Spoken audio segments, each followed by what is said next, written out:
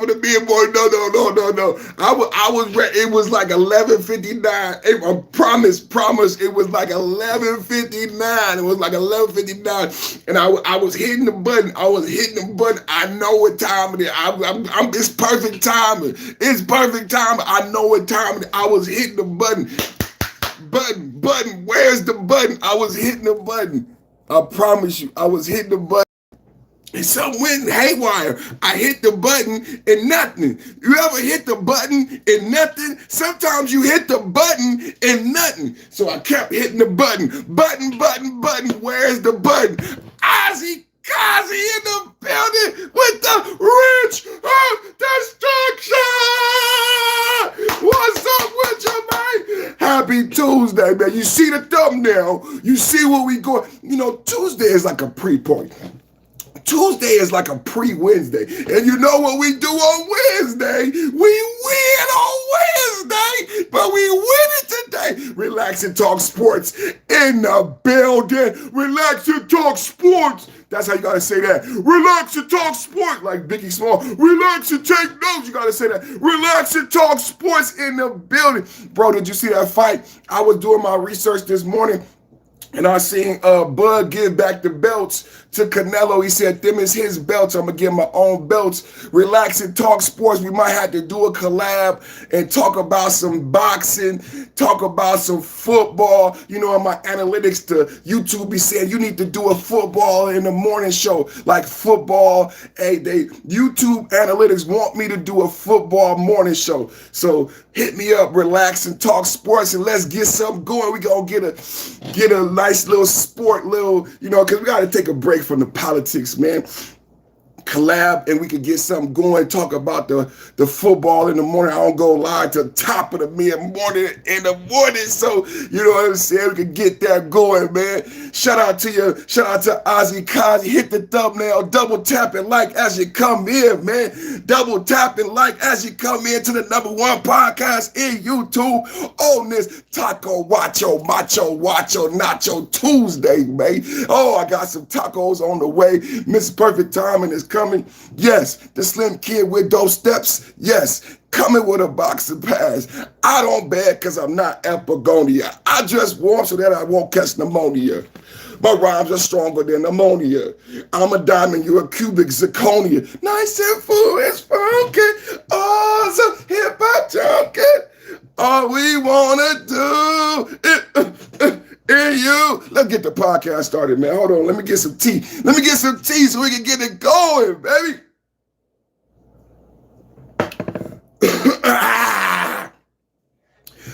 Back at it like a crack addict, automatic like a Fomatic, built for tragedy, made for static. It's your boy, Purpose on Podcast, back with the blast, in and out with a dash.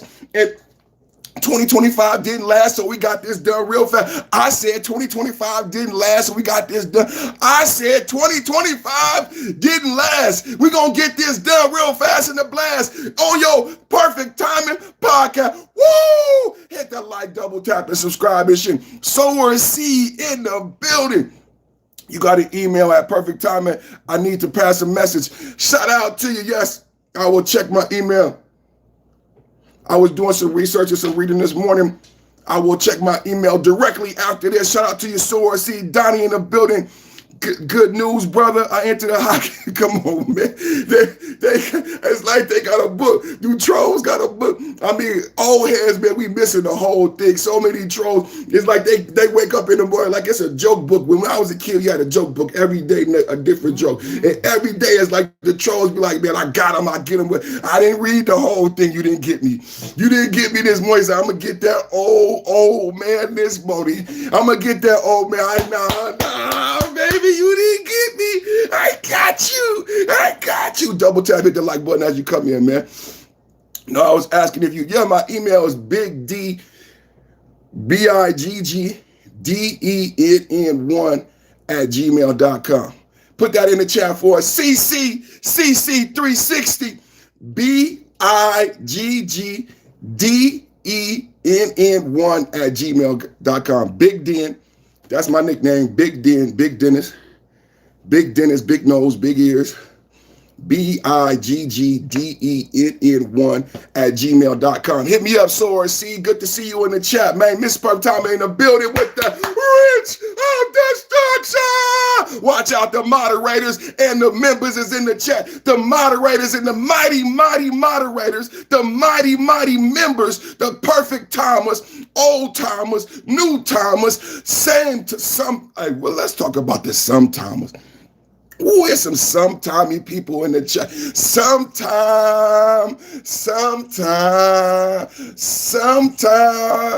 Come on, MAGA. We got the old timers, we got the new timers, we got the perfect timers, and we got the sometime, some of the time. You know what I'm saying? That's the problem with today's generation. Some of the time. Man, we got a hell of a show today, man. We got double tap, hit the like button, man. I know we coming in at noon. A lot of people on their lunch break. A lot of people just woke up. Somebody wrote a paragraph already. What's up with your Brit? We were made to be with God. Sin separates us from God. Good deeds can't remove. Shout out to you, man, for that blessing the chat with that good word. Thank you for blessing the chat with that good word. As everybody come in, what I need you to do, double tap, hit the like button, show some love and unity, and show some love and unity to everybody in the chat. I got my members, I got my moderators, we got newbies. Go ahead and double tap, hit the like button, hit the subscribe, spread the love in the chat. We're going to have a conversation today. This is a mega Taco Wacho Macho Tuesday. Trump news, giving Democrats the boo-hoo-hoo blues. Giving Democrats the boo-hoo-hoo blues. I said Trump news, giving Democrats the boo-hoo-hoo blues. Double tap hit the like button, man. The #1 show on the podcast. The #1 show on YouTube, man. We got to have a conversation. We got to have, oh, man. Doing my research this morning, there was a lot to discuss. There was a lot out there for us to discuss. There was a lot out there to talk about. Bando in the building. Bando in the building. What's up with your boy? Everybody coming in, man. Double tap, hit the like button, man. Double tap, hit the like button. Like, share, and subscribe, man. Like, share, and subscribe, man. Double tap, hit the like button. CC360 with the Rich of Destruction, man. Another day in the podcast world. Another day in the podcast arena. How we doing on this Taco Macho Wacho Tuesday? Oh, it's getting hot in here already. It's getting hot in here already. Get up. Go, come on, go. Fucking with my mojo. Fucking with my mojo. I love my dog. Dog be fucking with my mojo, man. Go ahead, chill, do something, man, while I get my podcast on. Fucking with my mojo. Got me cussing. I ain't even supposed to be cussing. No! I ain't even supposed to be cussing. You know what I'm saying? I got the, no, go sit down. Got the air on. Corey, the whole music, walked along the stand dunes, Sahara Desert for 40 days or 40 nights, nothing but backpack of Newports and a fifth of Hennessy. Shout out to you, man. Shout out to you, man. Corey, the whole music. I like that name, man. I like that name. So check this out, man. Today, man, fire topic today, man. Another MAGA Taco Macho Tuesday, man. R. Roman said hi. Is it pink? So another great topic today, man. We've been following this story. You guys been watching me. We've been following this story. Two great stories. Great thumbnail. Another great thumbnail. Pam Bondi, Fani Willis, Donald Trump. Pam Bondi, Fani Willis, Donald Trump. This goes back to the 2020. This goes back to 2022. This is how long we've been following it.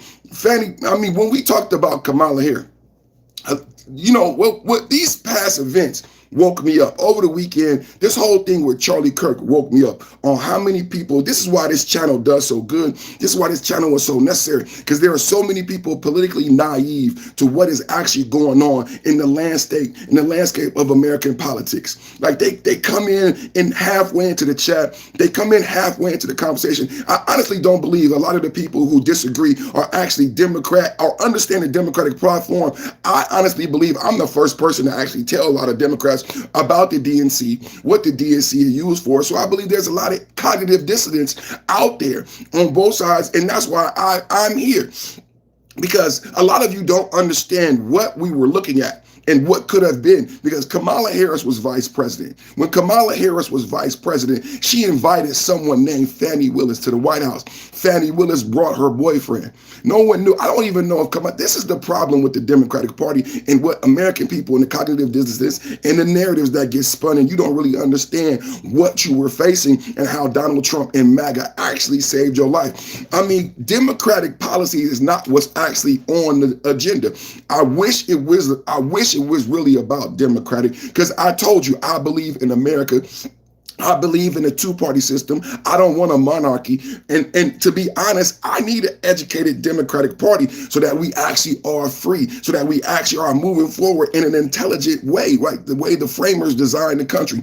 I don't believe that's happening now. I believe people are so hurt. Think about it.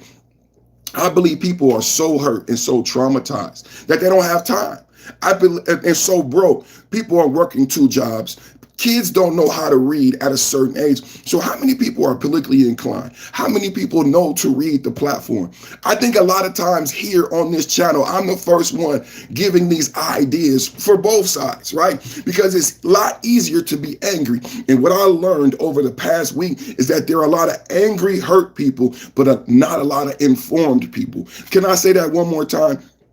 There are a lot of angry and hurt people, but not a lot of informed people, and that's dangerous. Do you guys understand how that's extremely dangerous and extremely powerful for some fractions? Do you understand how these things are moving, politics move in this country? That there are a lot of, and I believe if you pay attention, if you look at the way Christmas is going to go 2025, I believe you're being traumatized. I believe you're being abused by the media, by leftist social media. I believe purposely you're being traumatized to make you act out in a certain way and to make it so you can't think. We talked about the hypnosis.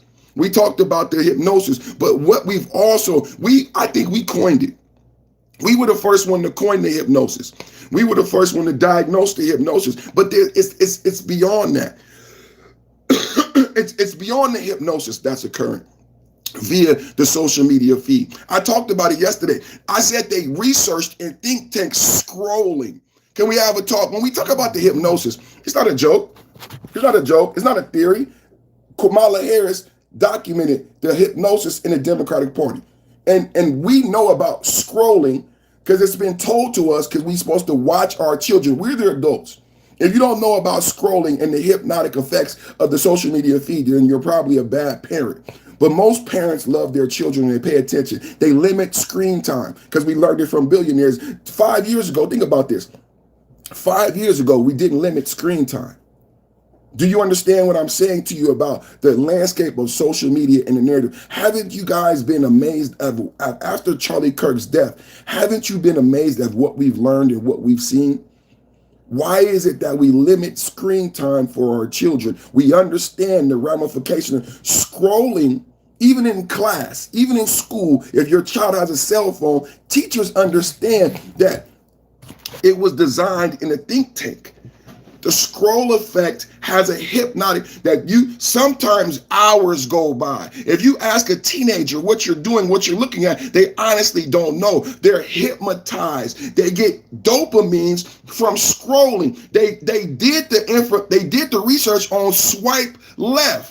A lot of times people are swiping left because they get dopamines, not because the person is not attractive or they don't want to date the person. You spend hours on Tinder swiping left, getting dopamines, becoming hypnotized into the mind that you're attractive. Hello? Can we have a real talk? Because we're going to talk about Democrat, Republican, zero accountability. I said you swipe left on Tinder And you hypnotize yourself into believing you're attractive when you're obese, an angry person, and that's why you don't have a date. That's why you're on Tinder. But if you continue swiping, it feeds this dopamine to your brain that the reason you don't have a date, the reason why Donald Trump is president, are you getting what I'm saying? I'm going to connect it right now. The reason why you don't have a date is because no one qualifies and you're so beautiful, not because you're 400 pounds. The reason Donald Trump is president is because he's a racist and there's some racist mafia out to get your broke ass. But the truth is, Donald Trump is a billionaire and not thinking about you unemployed peons at the bottom of the totem pole. But for some reason, I get it though. I get it. You're so broke, you're so angry, you're so traumatized that the only way you get through your day, zero accountability. Can we get it in the chat?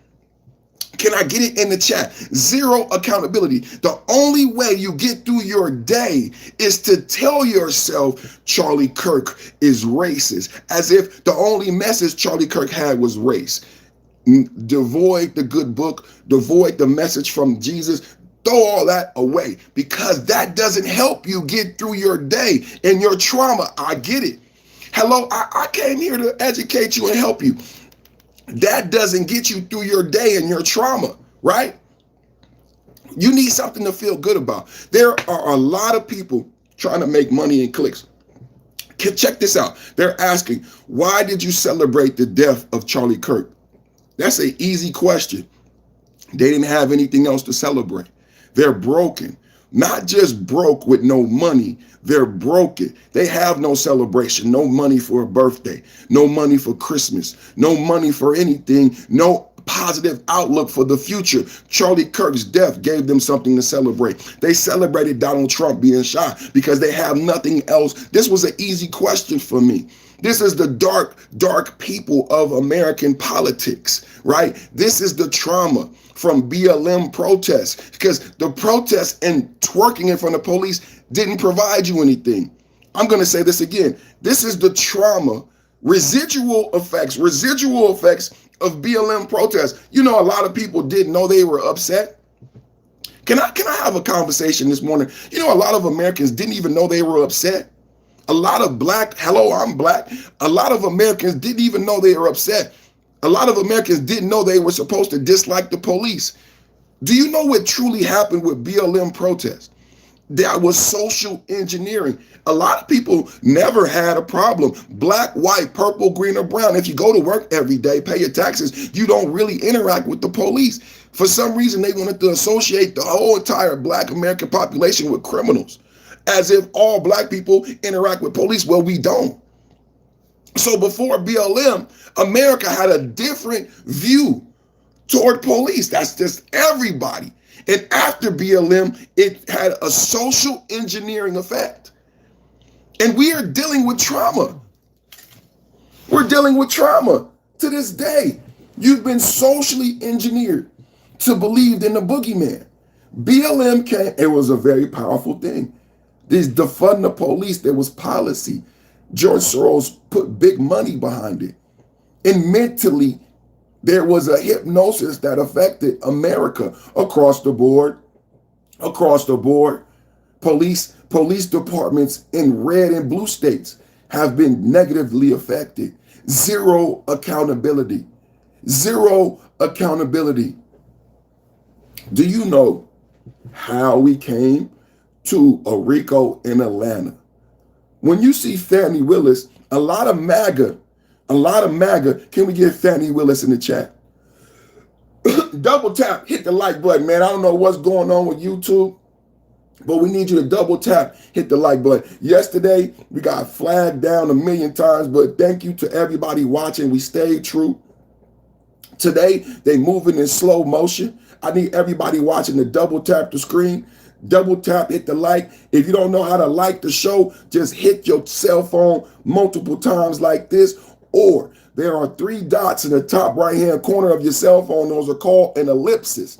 Hit those 3 dots. It'll give you the option to like, dislike, share the podcast. From the black couch, salute to your brother. Man, It's from the Black Couch, man. You got to join the channel, man. You're supposed to be lit up with red and blue and green. You're supposed to be a member, man, so I can see you out there. Shout out to your brother. Join the channel, man. Get lit up in the chat, man. It's the fiery chat on the planet. So today, from the Black Couch, we having to talk about zero accountability, Pam Bondi and Fani Willis. But we're starting out with Fani Willis because it goes back into the last administration and the laissez-faire, the lawfare administrated in the last. Now, there is something today that I'm not talking about that's connected to the lawfare, the laissez-faire of the previous administration, Kamala Harris. It's called Arctic Frost. We may go into Arctic Frost next week. We're not going into Arctic Frost today, but we will talk about Kamala Harris meeting with Fani Willis that preceded a RICO charge for Donald Trump in Atlanta. We've talked about Letta James. Did you know that Letitia James also met with, do you know there was a concerted illegal effort to go after Donald Trump? This was not legal. This was not pertinent. This was not lawful. This is called lawfare, laissez-faire, when politicians use their power, use the FBI, James Comey, use the FBI to go after their political opponents. Remember Fani Willis getting scolded? Who remembers what from the Black Couch? Just join the channel, the $2 holler. Let's go. Everybody in the chat, welcome from the Black Couch to the members and the mods of the Strongest Pie. Oh, you two, welcome, welcome, welcome. Boy, you should have been lit up, boy. Look at you, boy. Looking good, man. Looking good, man. You got special emojis. You got special access to special videos. You know we do member-only live stream panels. This is a vertical live, but for the members and the moderators, we go in the studio, we go in the StreamYard, and we invite you up and have a conversation. Special privileges for members. Let's go. Special privileges for members. Let's go, baby. Welcome, welcome, welcome. A lot of people don't know what we're in store for. A lot of people thought this was a fight against Democrat and Republican. They don't understand MAGA. MAGA is not Republican. Do you see how people are moving now after the Charlie Kirk death? Do you see how people are understanding more the importance of America as a whole being great? You thought it was about Democrat and Republican. You didn't really understand the sinister nature of what was behind those forces. I'm educating you right now. Kamala Harris had a meeting with Fani Willis in the White House. A lot of you don't know what preceded the RICO. Do you know Donald Trump was facing a RICO in Atlanta? How and why would Donald Trump be facing a RICO in Atlanta, the RICO capital? It's called Ratlanta. Ratlanta, put it in the chat. Ratlanta, the RICO capital. The RICO capital. And somehow Donald Trump got caught in the net of Fani Willis, Ratlanta, in the RICO capital. A corrupt police force like DC, like Chicago, a corrupt politician like DC, like Chicago. Is it surprising? I think Chicago would have been next to try to attempt to prosecute Trump. But no one understood or even asked, who is Fani Willis? Where did Fani Willis come from? And why is she prosecuting Donald Trump in Atlanta, Georgia for RICO? What's the evidence? Who's the grand jury? How is this possible? We thought it was a joke. It wasn't a joke. How many of you knew that Kamala Harris met with Fani Willis in the White House? That this was lawfare, and that Fani Willis brought her boyfriend, who was supposed to be co-counsel. Co-counsel and lover. Wait a minute, co-counsel, lover, and married man. You can't make this up. Can we get it in the chat? I said co-counsel, lover, and married man.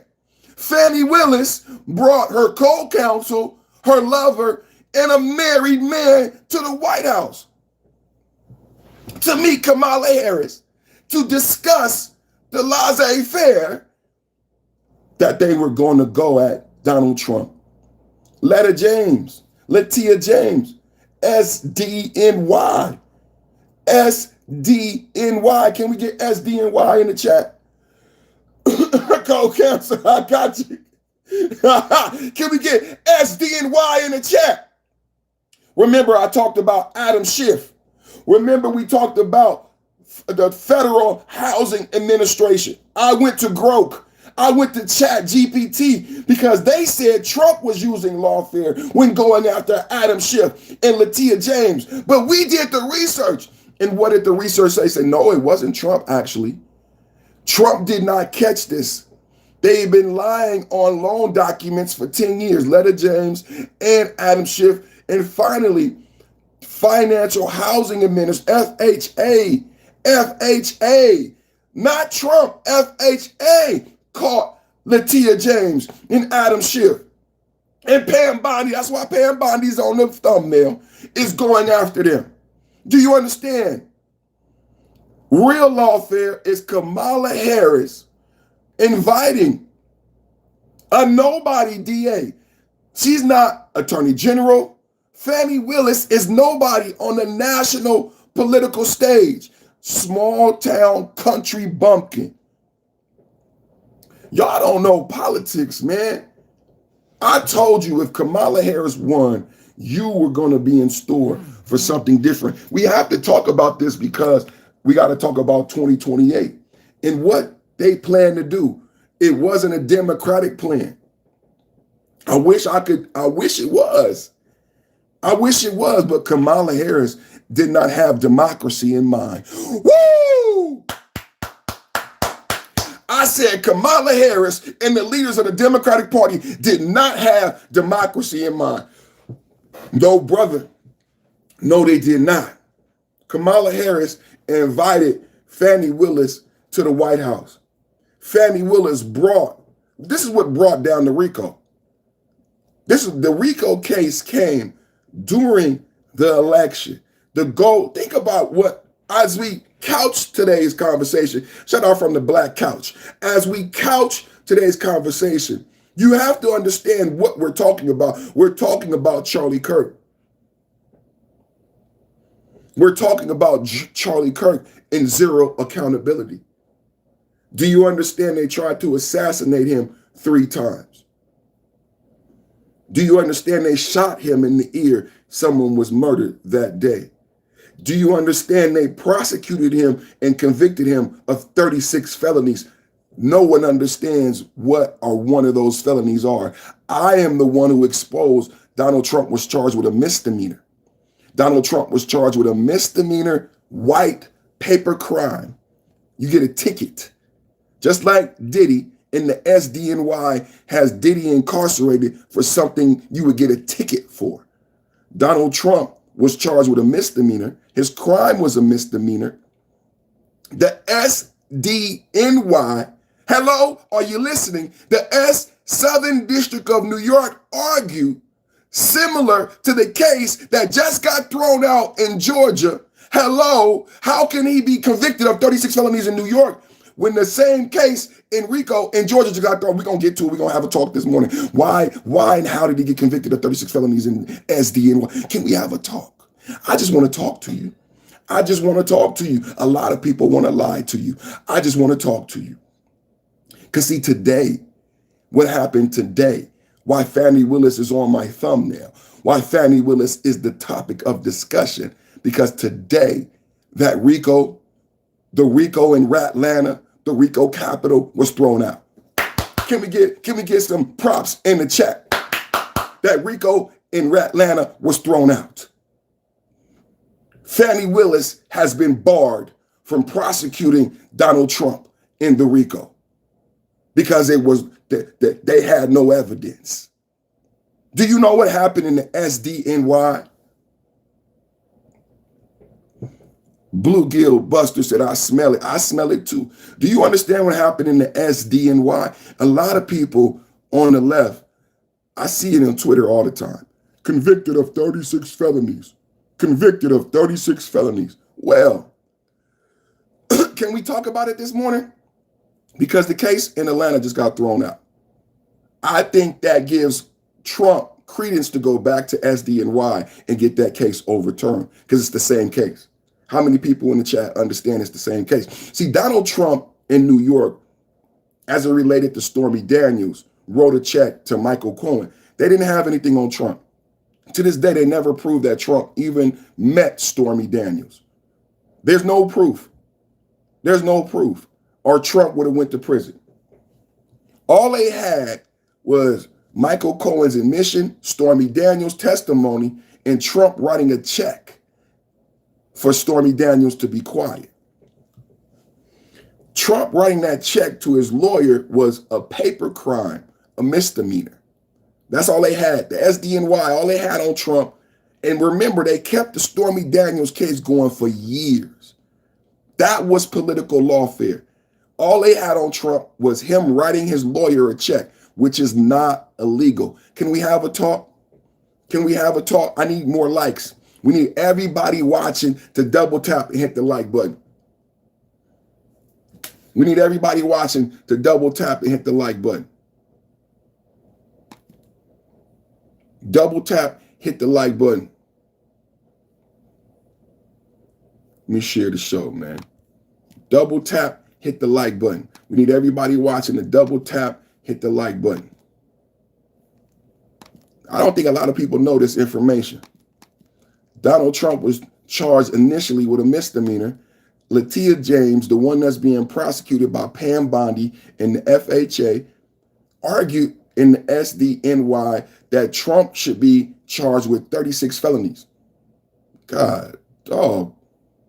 Okay, don't share the show. Perfect. I ain't going to share the show. They don't want me to share the show.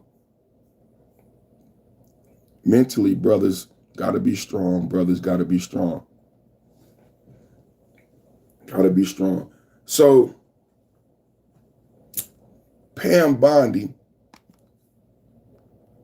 man, I don't even know where to go now. They didn't man, excuse me. You know, man, I shared the show and that took out half my numbers, man. And my numbers is already low today.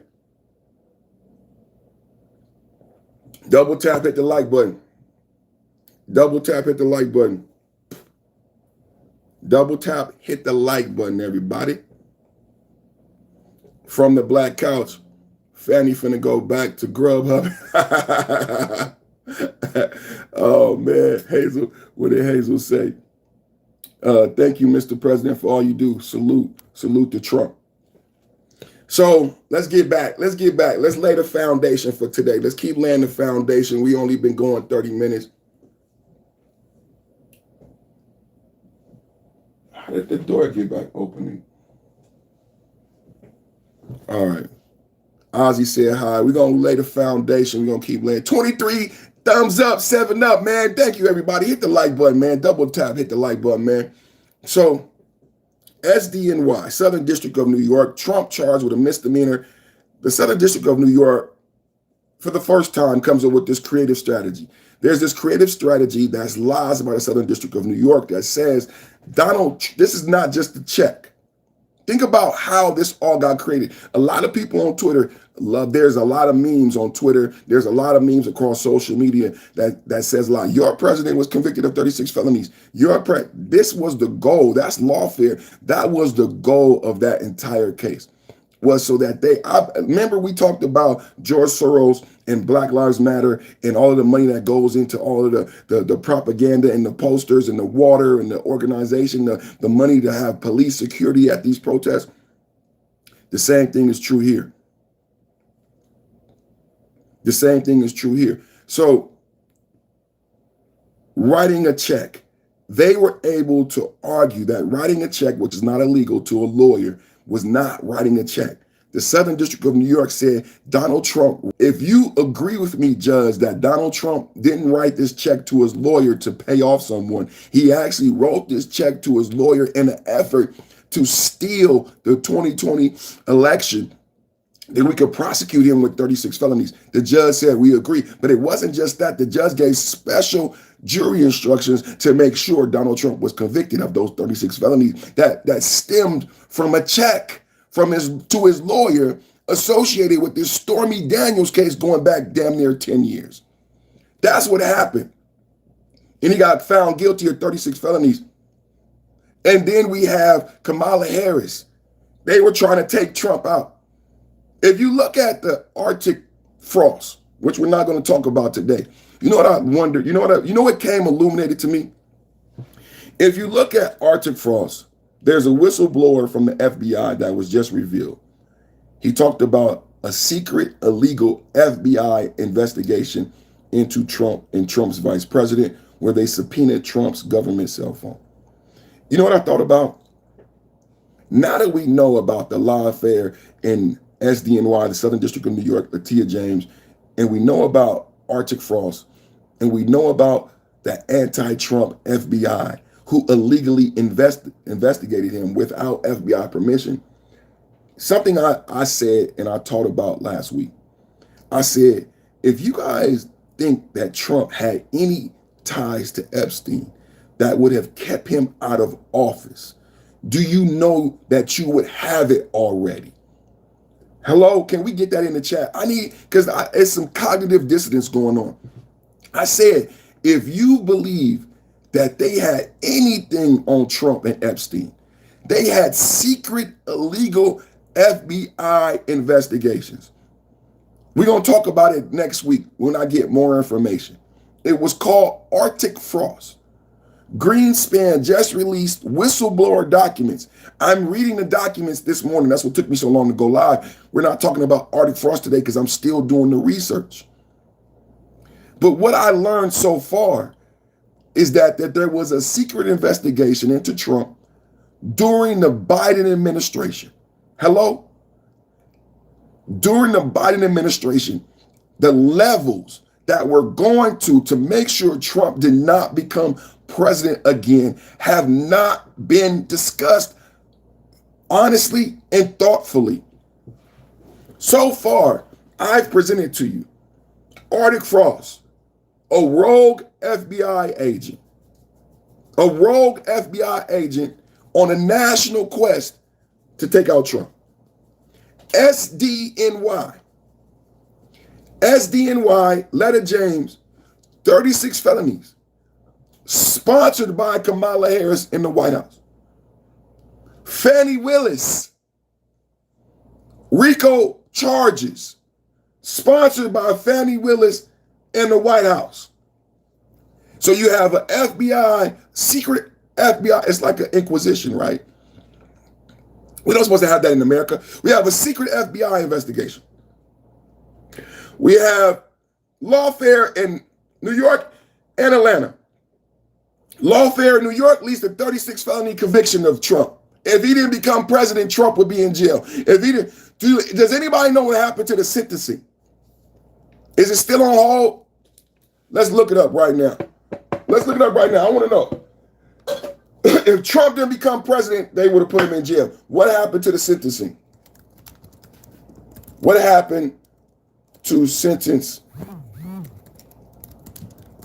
for Trump? 36 felonies.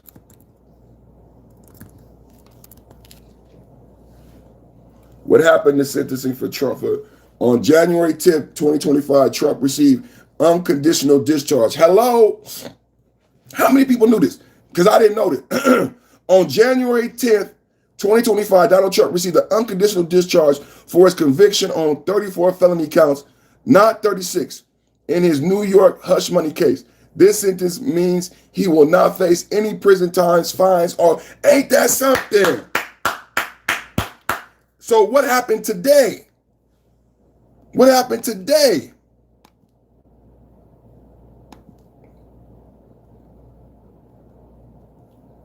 I want to go to AI. I got a video I want to show you. I want to go to AI. Georgia Supreme Court denies. As of September 16th, Fannie Willis has been permanently removed from the Georgia election interference case against Donald Trump after Georgia Supreme Court declined to hear her appeal. The decision Let's stand a lower court ruling that disqualified Willis due to an appearance of impropriety stemming from her romantic relationship with former special prosecutor Nathan Wade. September 16th, Trump wins again. How much winning do we gonna do? Trump win. We won the Supreme Court. We won in LA. We won with ICE. We keep winning. We won with the Department of Education. Everything Trump has done is making America better, and Trump keeps winning. Do you understand why the attacks are coming? Why they are ramping up the attacks? We can't do nothing but win. And there are people going back to the last administration. You guys got to understand how hard they fought for this day not to come, and they are not done fighting. We have to stay vigilant. They fought hard. They had Letta James in New York, SDNY, 34 felonies. They had Fani Willis in Atlanta, Georgia, with a RICO. What would have been the penalty? What was the goal with a RICO in Atlanta under Fani Willis, the most corrupt county in the country, Fulton County? What we've learned about Fulton County since the Fani Willis RICO, now we know why. Kamala Harris chose Fani Willis in Fulton County. Double tap, hit the like. Double tap, hit the like. We know why now. Kamala Harris chose Fani Willis because of the corruption. Didn't we talk about the alderman in Chicago? Didn't we talk about the alderman in Chicago? I want to share some stat data today. Zero accountability. Zero accountability. Do you know how long? Georgia Court of Appeals in December 2024, and Georgia Court of Appeals disqualified Willis in her office, reversing a trial judge's earlier decision. The lower court had allowed Willis to stay on the case if Wade stepped down. You guys remember that? Her lover. Nathan Wade was her lover, her boyfriend, and also a married man. Do you guys realize Fani Willis was supposed to be like the symbol of law? There's a code of ethics. She was sleeping with a married man. So it's compounded. This is what the Democrats do. It's not just you were sleeping with your co-counsel, because that was proved. We proved that, right? With cell phone records and data. And Nathan Wade and Fani Willis had to admit to having a love affair. They said it did. Hey, love you. You want me to drive? Okay, bye. Love you.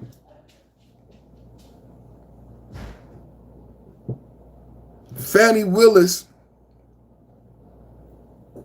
let me keep reading. Georgia Supreme Court decision by a 4-3 decision. The state's highest court refused to review the appeals court ruling. The final decision solidifies Willis' removal from the case. Reasoning: the disqualification was based on the appearance of impropriety. When I first talked about this, people didn't know about the code of ethics. Like, doctors have a hypocritical oath. Every job is not the same. Every job is not the same. People want to hold Charlie Kirk to a code. Charlie Kirk wasn't a politician. Charlie Kirk is a YouTuber. Fani Willis is district attorney. Fani Willis has a code of ethics. Your doctor has a hypocritical oath. You can sue your doctor. Did you know that? You can sue your doctor if he violates the hypocritical oath. Fani Willis has a code of ethics, or why would we believe her to be just enough to deal out the rule of law? Her job is to deal out the rule of law. The disqualification was based on her appearance of impropriety. And look. It wasn't just the fact that Fani Willis admitted to sleeping with Nathan Wade, because they had to admit that they were sleeping together. That was bad enough. That was a report that looked at your decision-making skills, your ability of discernment, your ability to discern right from wrong. Can we have a talk this morning? Your ability to discern right from wrong, Fani Willis. This says you don't have the ability. They got mad at Charlie Kirk.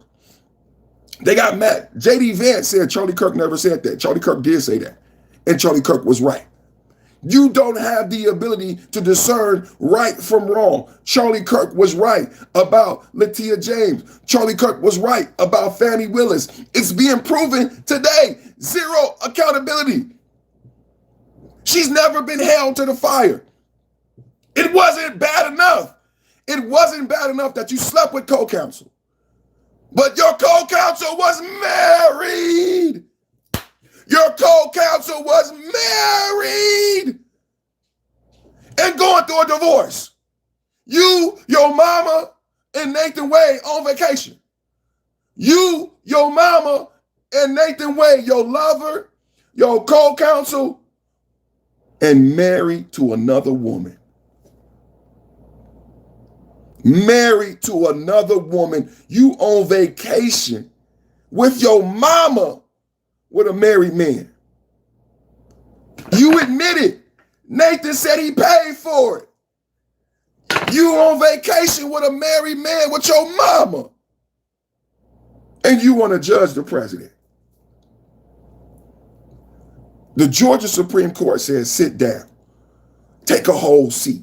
Fannie Willis, with your big wide Fannie, take a big whole seat. You don't need a big seat for that fat Fannie. Sit down. Sit down. It's done. It's done. No more RICO, baby. Sit down. Sit down. That's what today is about. Zero accountability. How many people knew Fannie Willis got shut down? How many knew Fannie Willis got shut down? How many people knew about Latia James? Why do you think we talk about Latia James in her prosecution with the Housing Commission, Adam Schiff? Latia James was used by Kamala Harris to go after Donald Trump.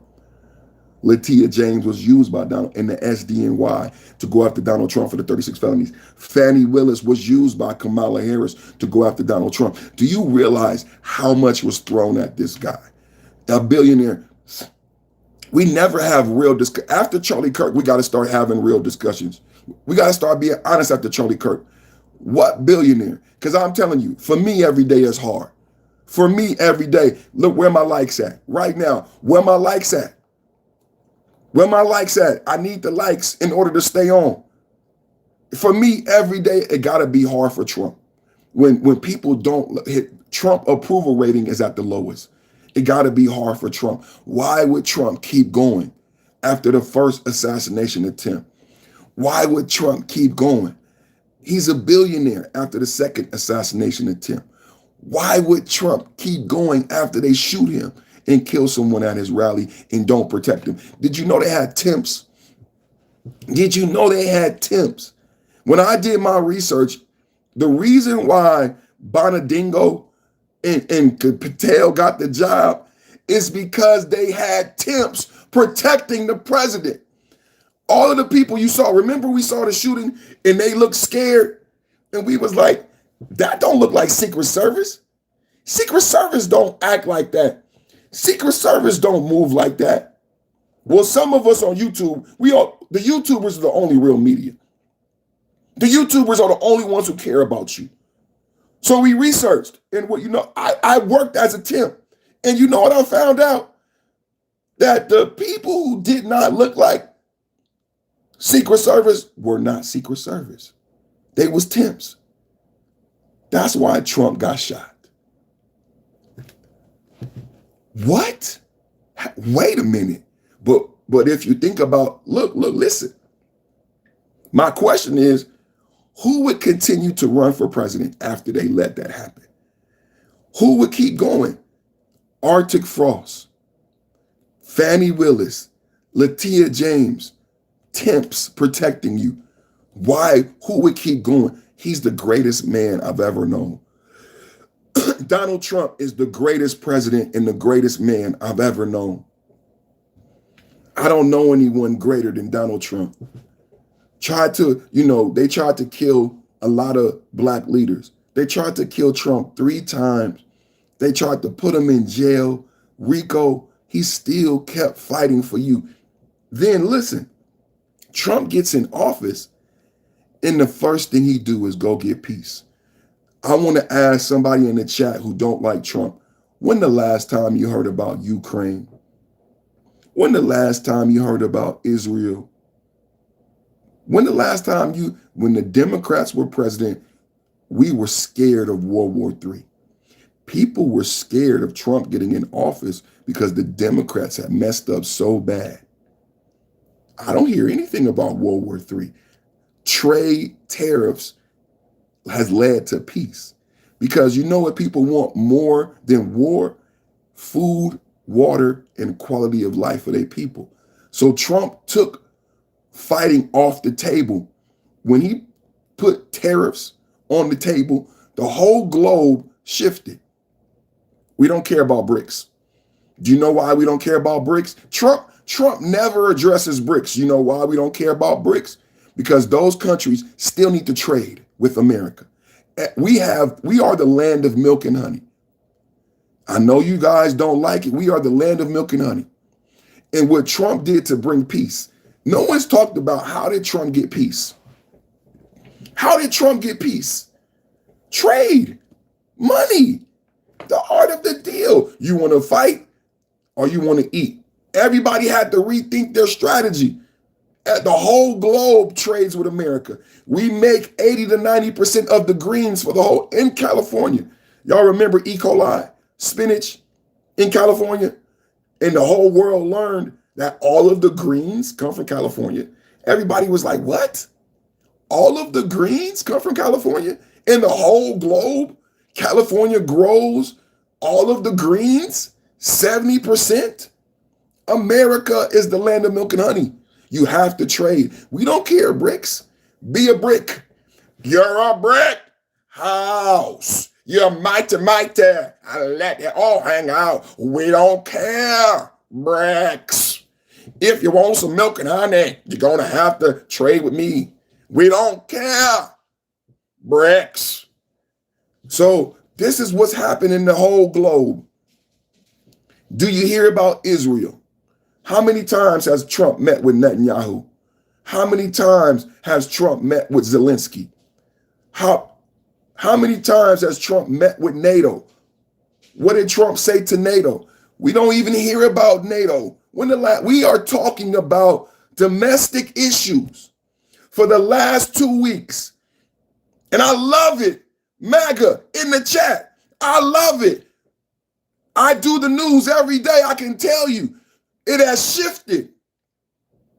It has shifted. For the past 2 weeks, we have been on domestic issues. Ask my moderators, ask my members. We were on geopolitics. If you go to my channel and you look at my shorts, you will see content, geopolitical content. But now, woo! What are we on, Democrats? See, they won't be honest.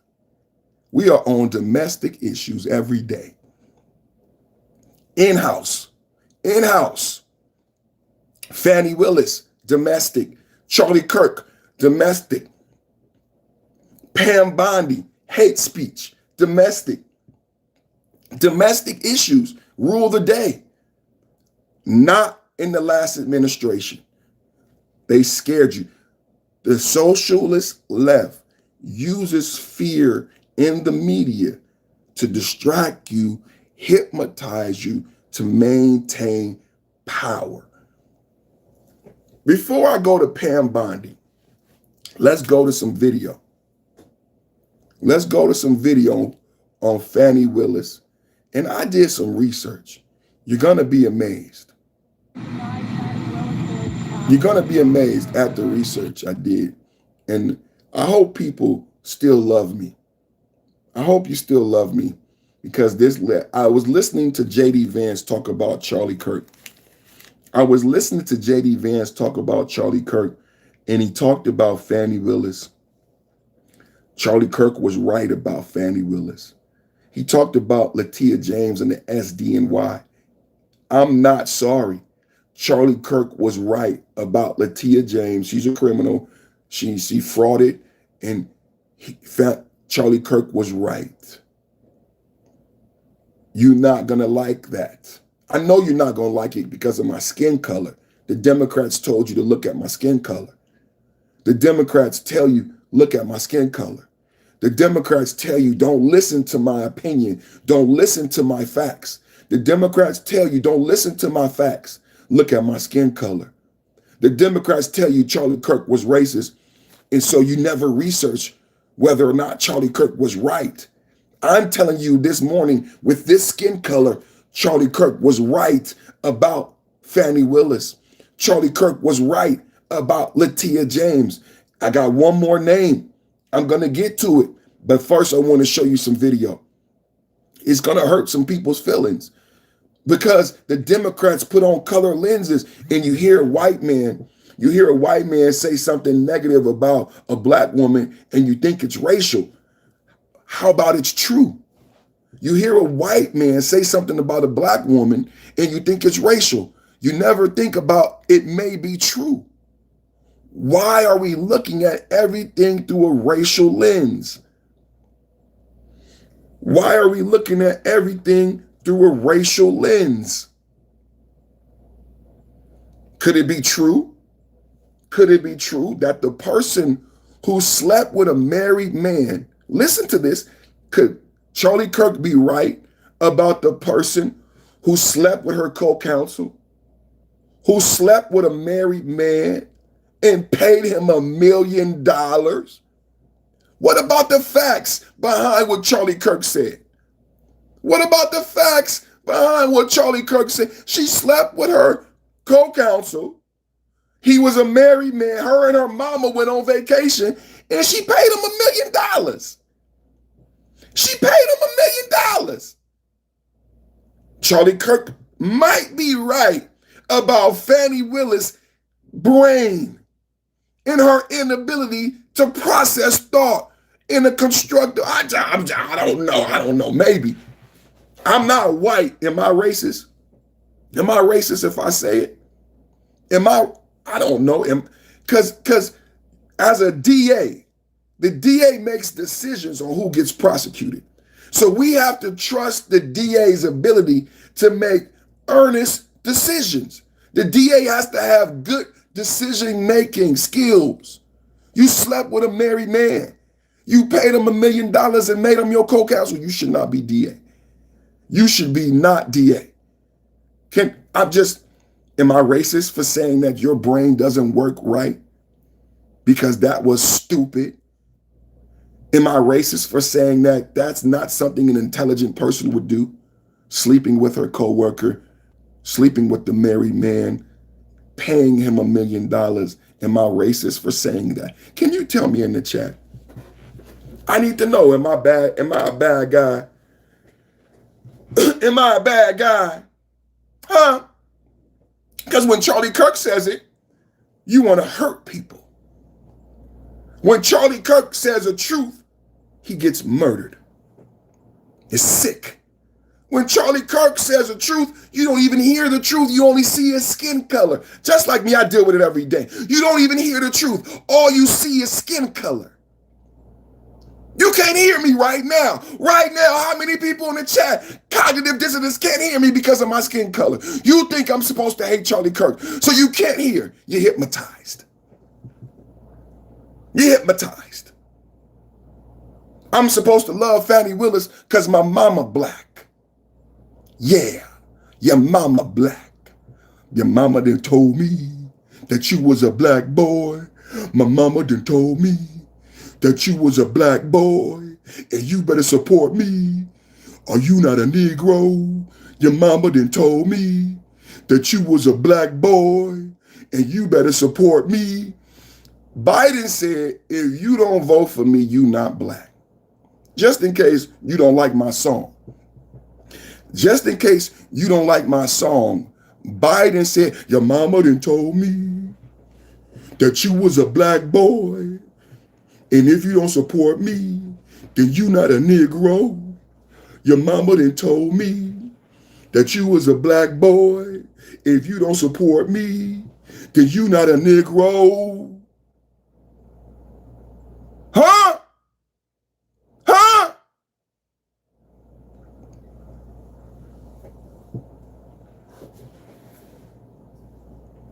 Barack Obama told you that too. Barack Obama said your mama black.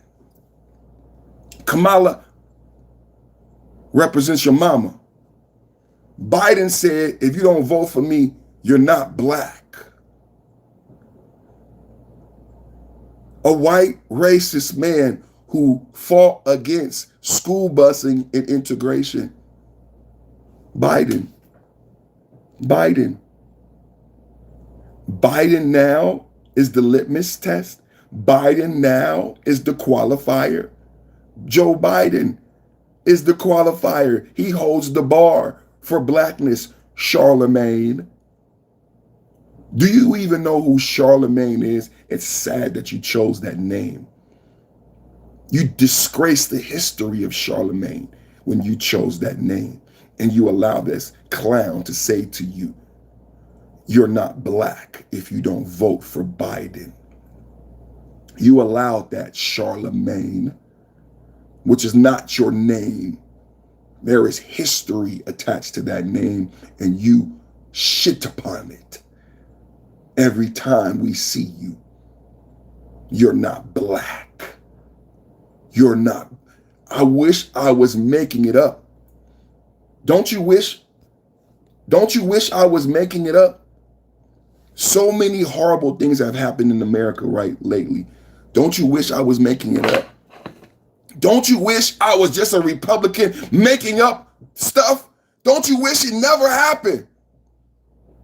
Charlemagne didn't even know how to react because he's a Democratic operative. He couldn't react. He just had to stand there with a stone face. He accepted that white man telling him what blackness is. That was Charlemagne. Y'all see me? This is Charlemagne.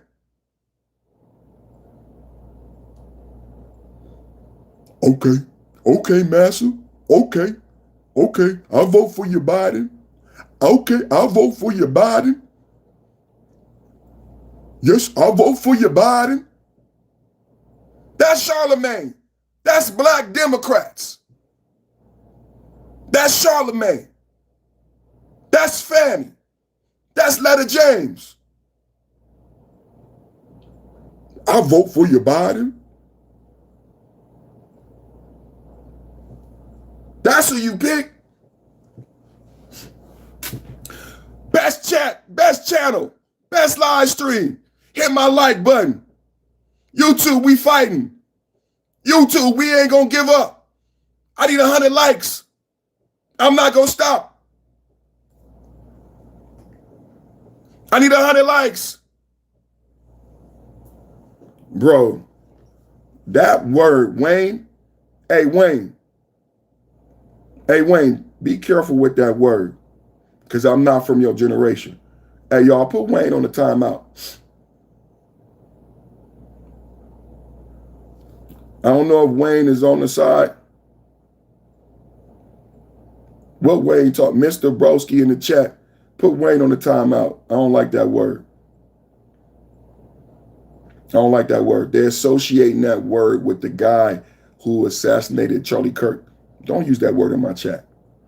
I don't even know what that word means. I don't even know what that word means.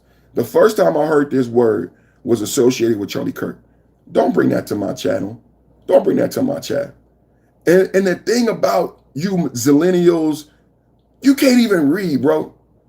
Y'all can't read. Y'all have horrible comprehension and literary skills. So you hear a word just 24 hours a day. They just heard this term 24 hours ago. I promise you, he doesn't know the literary realm of that word. He doesn't know it. He doesn't. He's just using it. It was like when Drake and Kendrick and everybody became a PDF.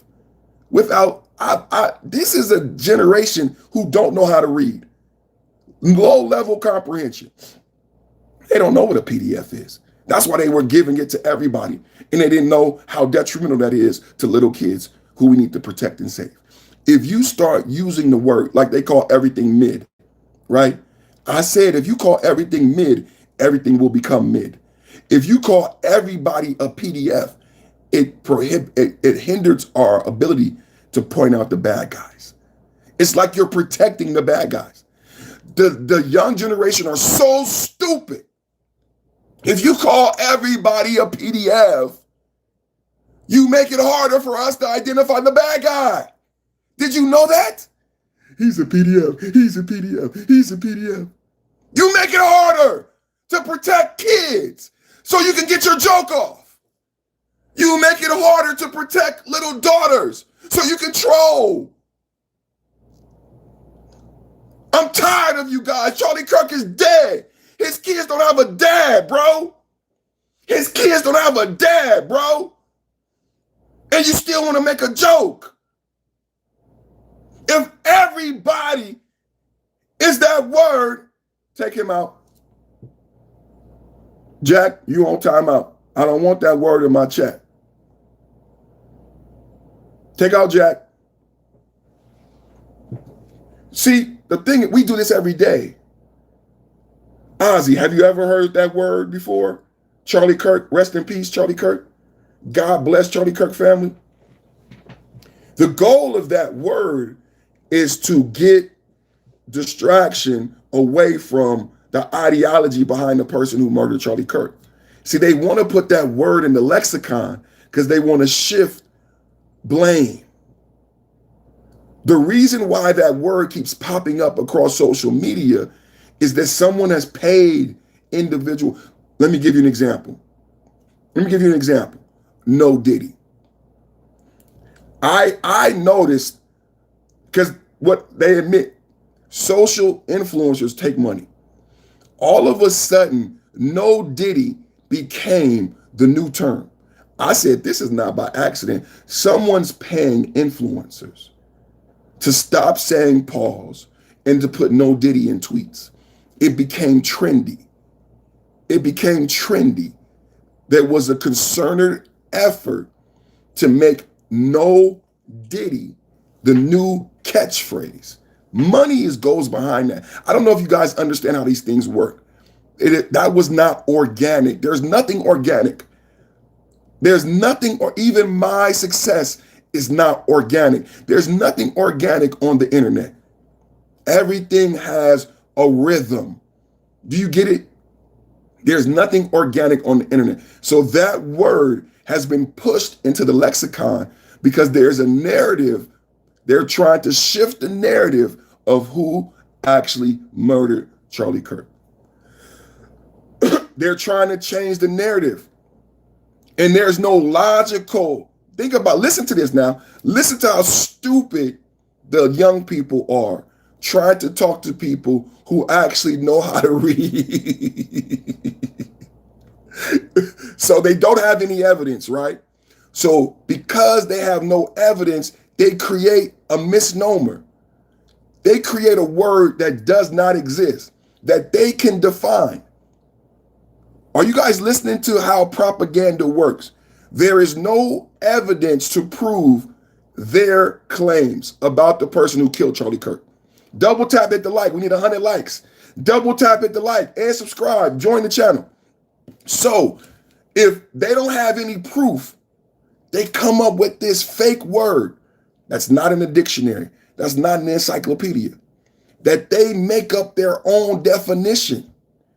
It's not a conservative term, because conservatives, MAGA, we use the dictionary. MAGA conservatives, we use the dictionary. If a word is not in the dictionary, I'm not going to allow you to use it in my chat or in a debate, because I'm 50. I'm 50 years old. I don't want to know what that word means. It's irrelevant to why Charlie Kirk was murdered. I don't, listen to all you young people. I don't need a new word. In an assassination, in a political assassination, we don't need a new word, right? This is so sick and sad for the left. The left has nothing. Again, just like Kamala Harris, just like Jasmine Crockett, the left has nothing. So they invent a brand new word to distract you and put it in my chat. Oh, he's a this, he's a that. No one defines the word. No one's ever heard of the word. But imagine someone gets murdered and then the people who murder him come out and say, well, it wasn't me. it was this person. And you've never heard of this term before. And the people who murdered you are creating the narrative, creating a term, creating a story. It's like magic. No, you don't see anything. Remember the penguins? You don't see anything. That's what the Democrat liberals are trying to do. Oh no, he's this new word. What? The murderer, no, the killer was this new word. And you, conservative Republican, are old and dumb. You don't get it. Oh, I'm old and dumb, right? But you needed to invent a word to explain that assassination. I'm not that dumb. I might have been born yesterday, but I stayed up all night. Double tap, hit the like button, man. We having a good show. We having a good talk this morning. Somebody said nothing is going to change, bro. Things are changing now. I'm sorry you're not a strong American MAGA man like me, but you see what I just did in my chat? I shut that down. Brother, I love you. Did you see what I just did in my chat? I shut that down. I explained to my audience, anyone who watches this, because people research me. No one is having a conversation like me. People research me. And I shut that shit down. And I explained to my audience, that is not a real word. That is propaganda that has been created to distract from who murdered Charlie Kirk. I'm making a change now, brother. You know how powerful this podcast is? We just shut that down. I got Ozzy Kazi. I got members. I got moderators. They watching my chat. I just educated my members and my moderators that that word is not allowed here. And I told them why. We making the change. We are the change. What you talking about ain't nothing go change. See, people like you would have let it ride. People like you would have let that word be in your chat. I had a father. If I would have said a word that is not in the dictionary, do you know what it was like growing up black in the 70s? Malcolm X, Martin Luther King. Do you know what it was growing up black in the 70s? You couldn't be stupid. You had to be intelligent. You couldn't use words that were not in a dictionary because you would embarrass Negroes. When I grew up in the 70s, people concerned, when black communities were black communities, it was like a Mexican community. You could not do anything ignorant in public because you would embarrass all Negroes. You would get your butt whooped. And not just by your family, by anybody black on the street. Just like Latinos, Czech Latinos, that's how it was in the 70s. So I don't use words that are not in the dictionary because my father would not allow it. He would whoop my butt. Who you think you some type of cool, slick? Because you can't use words like that at work. My father raised me and trained me to be able to go to work, get a job, and have a living. If you go to a job interview and you use these colloquialisms and slang, did you hear what I said in the chat? Colloquialisms and slang, it will limit you in your professional endeavors, Dennis. So I wasn't allowed to use slang and colloquialisms when speaking to my father. Anybody grew up in a real American household? Y'all think I'm MAGA today? I've been MAGA my whole life. I've been conservative my whole life. Donald Trump was my daddy. I had a daddy that was like a Donald Trump. Anybody else grew up conservative? Anybody else grew up with a father who wouldn't allow you to use slang? This is what it was like in the 70s. My father would not allow me to use slang. I would get disciplined. And why would a grown adult man talk to his child in slanguage? My father didn't know the slang. My father didn't understand the local colloquialisms. So why would he allow his son, his black Negro son, who had to face all the things America had to offer, speak in these such ignorant, low-class levels? He didn't. So when somebody comes in my chat and uses this new term, and I get it because my father raised me right. I know what that term is. You're mad because Charlie Kirk was murdered by leftists. and you are trying to turn the narrative, and you don't have anything to stand on. You don't have any evidence. All the evidence point towards him being a leftist. So you come up with a brand new word that has no frame of reference. It's magic. Ha ha ha, it's magic. You know. Come on, talking about ain't nothing gonna change. We changing it right now. Ain't nothing gonna change. Man, come on. We MAGA strong over here, man. We MAGA strong. Ain't nothing gonna change. What you talking about?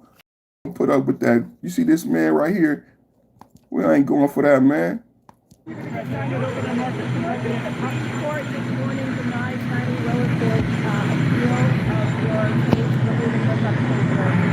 Well, that was a great decision. It was a rigged case to start off with. It's great. The court just ruled that she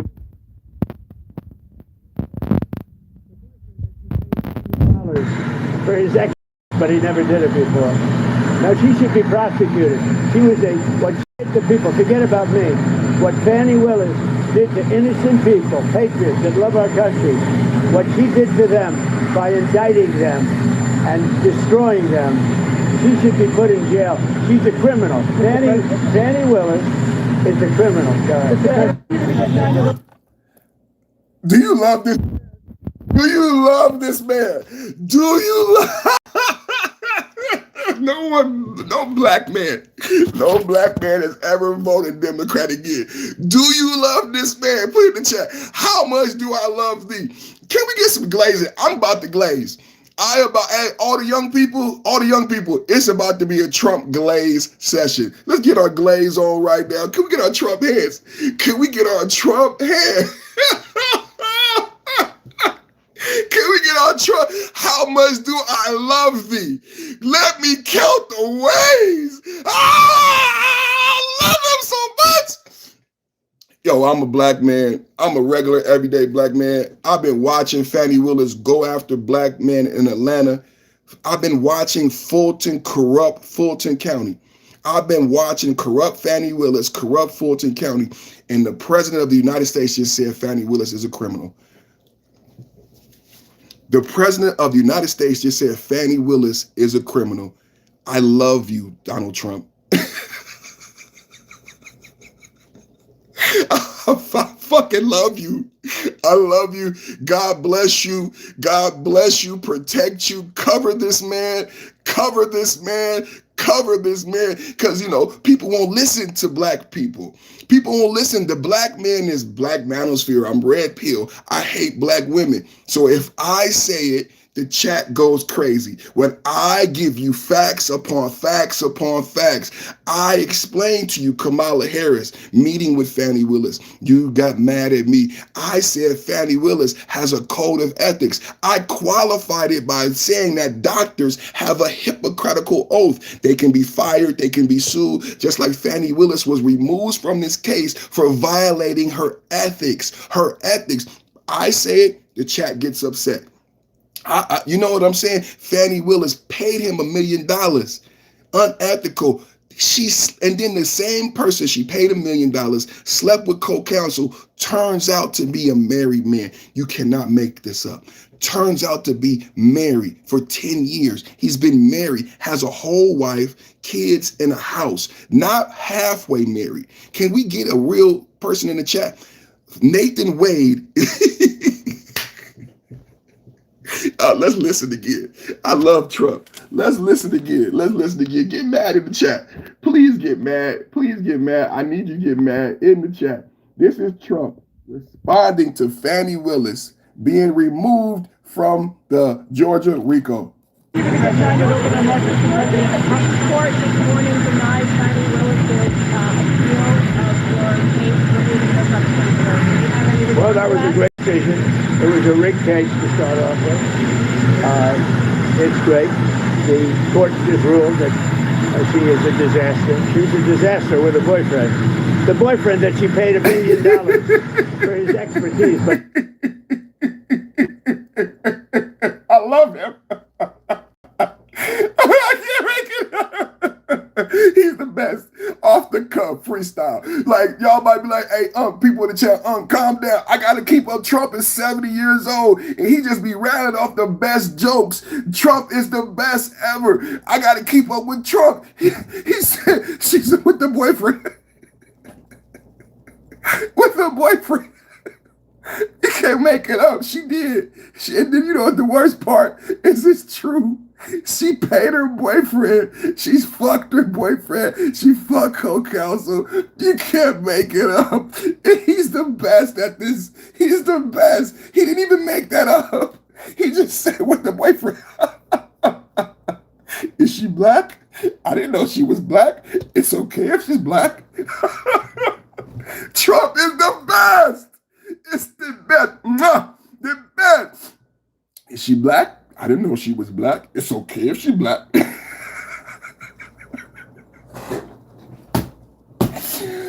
boyfriend. With the boyfriend. Oh, shit. The boyfriend that she paid $1 billion for his expertise, but right, the court just ruled that she is a disaster. She's a disaster with a boyfriend. The boyfriend that she paid $1 billion for his expertise, but he never did it before. Now she should be executed. She was what she did to people, forget about me, what Fannie Willis did to innocent people, patriots that love our country, what she did to them by indicting them and destroying them, she should be put in jail. She's a criminal. Fannie Willis is a criminal. Fannie Willis is a criminal. Fannie Willis, some things I don't have to say it. You know, I would love to be able to say it without getting in trouble. I would love to be able to say what he just said, but I don't have to, because the president is the greatest person to ever live.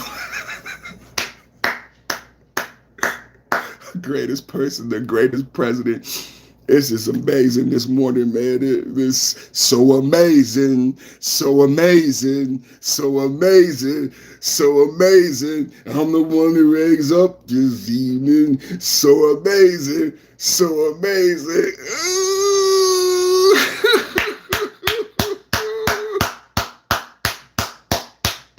I love Trump.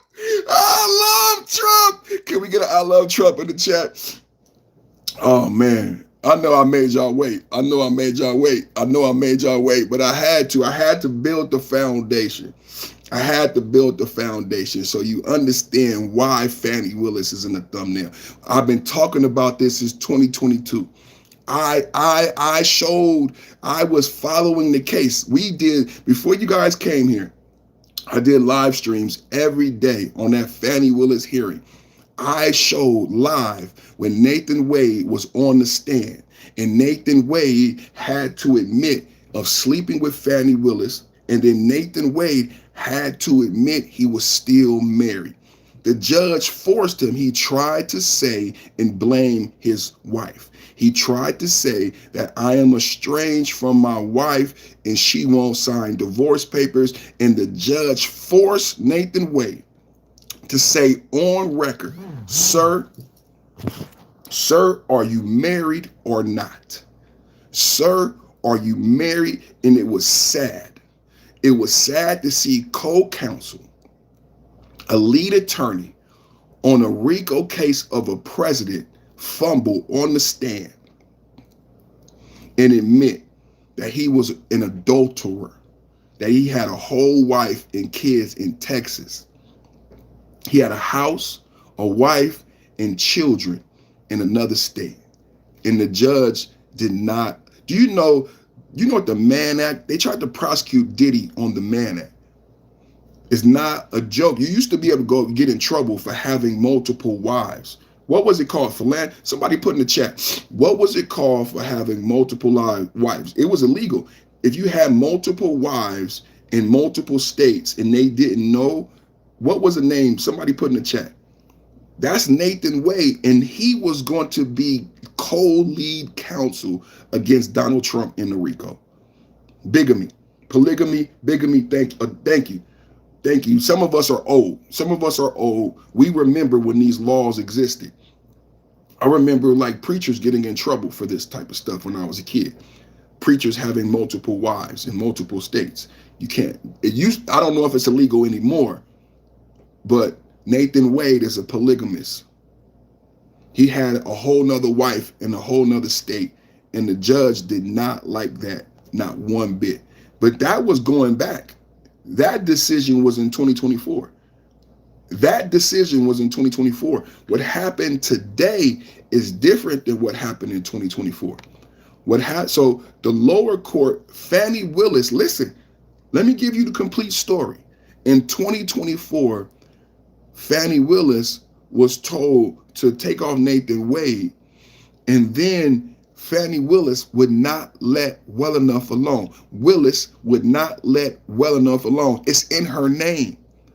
I need to double tap, hit the like button. We don't have enough likes. I don't know what's going on with the likes. I see everybody watching. I see everybody interacting. I don't know what it is, but I love you guys anyway. Maybe something wrong with your cell phone, maybe something wrong with your finger.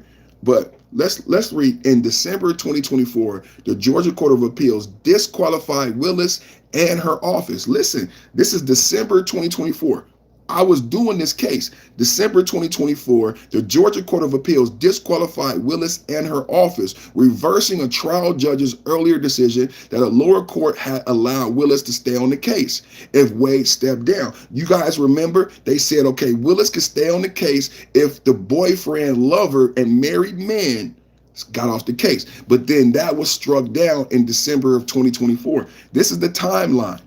Now, by a 4-3 decision, the state's highest court refused to review the appeals court's ruling. The final decision solidifies Willis' removal from the case. Fannie Willis appealed the decision. She felt, listen to this. This is the cognitive dissonance for everybody in the chat that get mad at the Republicans. Because this is the hypnosis. All of my moderators, all of my subscribers and my members, all of my MAGA strong-minded individuals. This is the cognitive dissonance. Even after she was caught sleeping with the married man, paying him taxpayer dollars and improprieties, she went and appealed the decision, knowing that she actually slept with a married man. Knowing that she slept with co-counsel, she still went and appealed the decision. That's how we get here today. She lost that appeal. Fannie Willis, after being caught red-handed with literally her hand in the cookie jar, literally sleeping with another woman's wife. Do you understand? Fannie Willis caught with her hand in the cookie jar, sleeping with another woman's husband. She still tried to appeal the decision and wanted the ability. She was asking, if you understand lawfare, she was asking the Georgia Supreme Court, corrupt Fulton County. We know after everything in the past 3 years, people who don't even want to know about the corruption in Fulton County know about the corruption in Fulton County. After we've learned everything we've learned about the corruption in Fulton County, in the DA's office, in Fulton County, I'm trying to put the charger on. Fannie Willis appeals the decision. In the Georgia Supreme Court has to tell Fannie Willis no. That's sad. The Georgia Supreme Court has to tell Fannie Willis no. She still wouldn't accept the no. So now, that led me to something. Donald Trump was talking about DC. I was watching Trump talk about DC. And Trump was saying how he cleaned up DC and how so that you would sign such a... Trump was talking about how he cleaned up DC and how the DC mayor wasn't helpful. So I did my research. And you guys are going to be surprised. This is worthy of a whole nother show. This is worthy of a whole nother show. So I did my research on the DC mayor because I thought about what I've been preaching about Chicago. And we know about Jeremiah Wright. We know about Barack Obama. We know about why Barack Obama chose Chicago's corrupt politics to make his ascension. Mrs. Perfect Timing with the $5 super chat. See a super chat, send a super chat. Shout out to Mrs. Perfect Timing. We know now, some of us don't know, but if you don't know, let me tell you. There's a reason why Barack Obama came from Chicago, Illinois. I thought everybody knew that. I thought everybody knew why Barack Obama came from Chicago, Illinois, and the corruption, his history with Jeremiah Wright, him running for office and losing against the black aldermen, the power of the black aldermen in Chicago, the corruption in Chicago politics, how long you've had black leadership. Because people say when it comes to Chicago, DC, black on black crime, single parent homes, that you need black leadership, right? You need black mayors, you need black police chiefs. You have all that in Chicago for years. You need black aldermen, but for some reason you still have all this death. So I heard Trump talking about DC, and me and my colleagues here, we talked about Marion Barry, and we talked about DC being corrupt. Now I also talked about Chicago, like even what's his name, Tim Pool with the YouTuber with millions of subscribers from Chicago.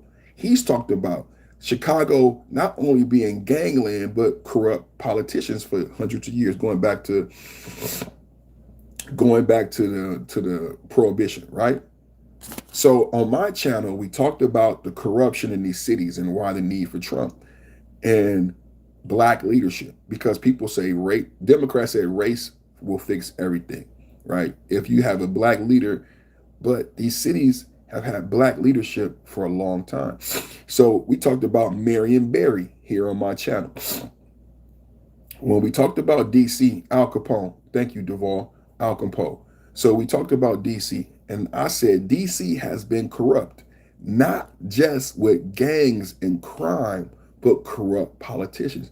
I am convinced that the single parent home and the corrupt politicians is part of this criminal democratic soup that needs to exist to have these gang-riddled cities, right? You need a black corrupt mayor. You need black corrupt politicians in order to get this black on black crime where these democratic blacks benefit.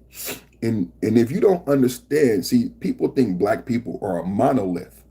People don't think that there are like hierarchies to blackness and that there are upper class and lower class blacks and that they would actually sacrifice blacks. So I did my research on DC, and I was scared, shocked, and appalled when I saw the history of black leadership and corruption. You know, it's easy to call Trump a racist and to try to scare people and say Trump is going to do something bad to black people. But to me, it's laughable, because what do you mean by Trump is going to do something bad to black people with the National Guard? What could be worse than living in Chicago? What could be worse than living in a gang-riddled Washington, D.C.? So Trump and the National Guard is going to create a life, a quality of life that's worse than the niggas on 63rd. Trump is going to create a quality of life that's worse than DC riddled streets with crack and gangs and murder. See, do you see the cognitive dissonance there? They want you to be scared of Trump being racist. Hey, Trump is going to bring the National Guard and he's going to do all these bad things to black people. What do you mean bad things? I got robbed by black people. My son was murdered by black people. I get carjacked by black people. I don't understand what could be worse than what we live in now. There is crack everywhere. There is gangs and crime, teenage pregnancy. What could be Do you understand how silly it is when the Democrats say, be worried, worried, worried about what? What else can you do to me? I live in the projects. My mother's on crack. My brother was murdered by a gangbanger. What makes it worse? How does it get worse for me? I'm listening, Democrats. Tell me in the chat. Tell me, Democrat, if I live in DC, if I live in Chicago, and I face crime and murder every day, how does it get worse? What should I be afraid of? I'm confused. I need help. I'm a dumb conservative. Please help me, Democrat, liberal, socialist. I'm an idiot conservative. I'm afraid of bullets. I'm afraid of gangs. I'm afraid of crime. But you Democrats are so smart. You are telling me I should be afraid of the National Guard, who are 18-year-old children who work on the weekends. They're not Blackwater. They're not fucking, Rambo from overseas. We're talking about weekend warriors. You're telling me I should be afraid of that and not fear King Von. I should not be afraid of King Von, who murders black men who look like me. I should not be afraid of King Von for my son, who murders black men who look like my son. I should be okay with the poverty, the projects, and the King Vons, because what Trump is bringing is worse. What Trump is bringing is worse than the GDs, the BDs, the Crips, the Bloods. The Democrats want you to believe that Trump is going to create a worse quality of life than the Watts Towers, the Watts Projects. Huh? Cabrini Green. Trump is going to bring something worse than the cats on 63rd. The GDs, the BDs, the Vice Lords. Don't be afraid of the GDs, the BDs, and the Vice Lords. Be afraid of the National Guard. Someone explain it to me in the chat. How? This is just logic that the Democrats don't have. Why should I be afraid? What should I fear? How does it get worse? Then crack-riddled streets, closed, abandoned houses in Maryland. Y'all remember The Wire?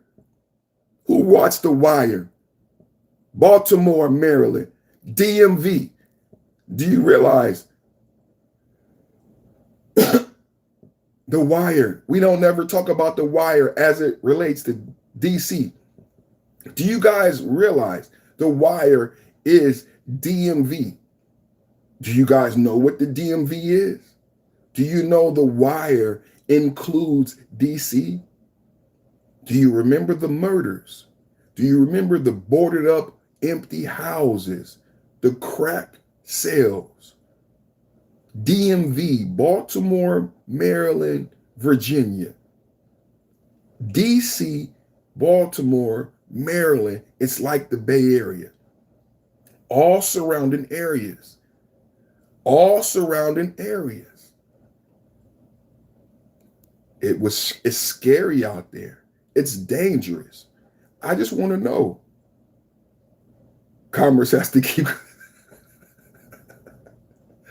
You guys, I just want to know. So I did my research.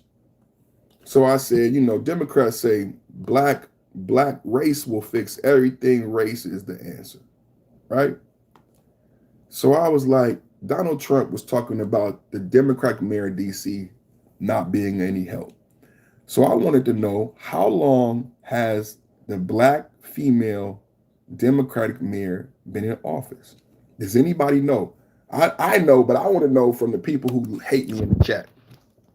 I have a question for the people who hate me, the people who disagree with me. How long has the Democratic black female mayor of DC been in power? I'm not going forward until one of you answer. This is very important.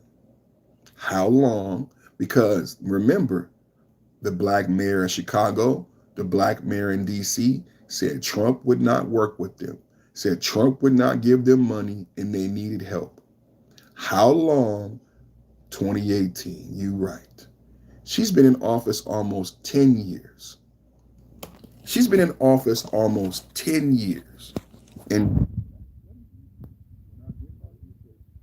I thought about Fannie Willis, and I thought about Charlie Kirk, and I thought about J.D. Vance. J.D. Vance was trending today because he was defending Charlie Kirk.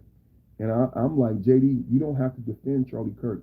Charlie Kirk was right about these individuals. Charlie Kirk was right about Fannie Willis, Latia James, and the mayor of Washington, D.C. Now, I wanted to know, how long has the mayor been in?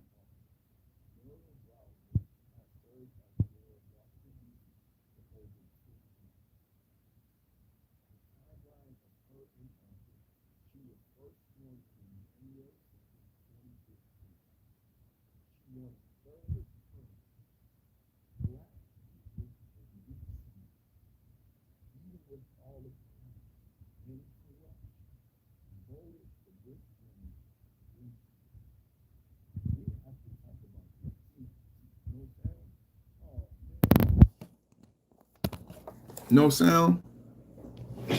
How I got no sound? What happened to the sound? Your audio out.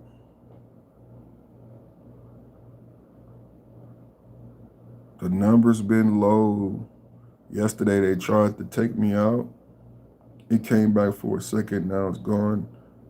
It's working now. We love you. I love you too, Magic Monte. It's back. I hear you. Duval said they hear me. Thank you. All right, let's get this information out. She was sworn into office in 2015.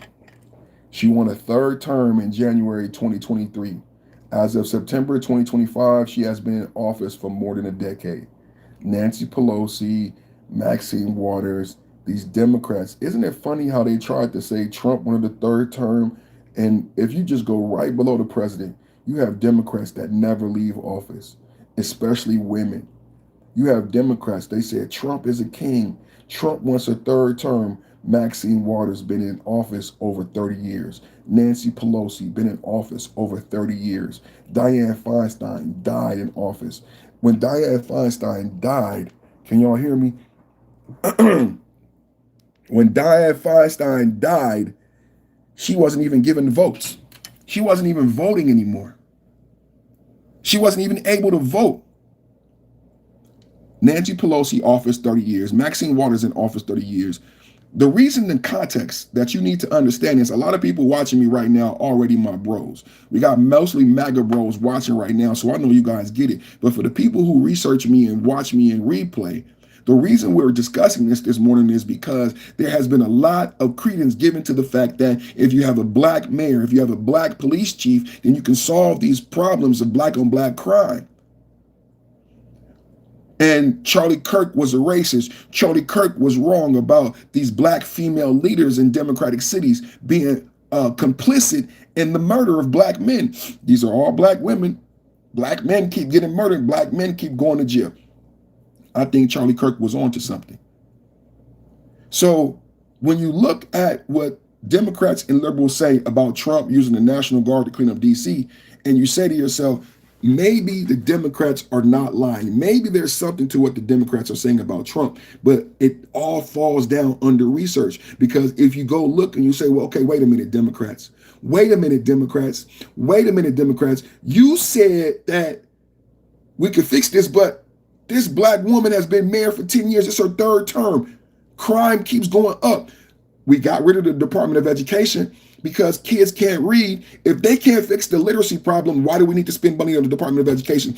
If she can't fix the crime and the violence, why did we elect her to 3 terms? But I'm going to tell you why. This is not a small topic. I promise you it's not a small topic.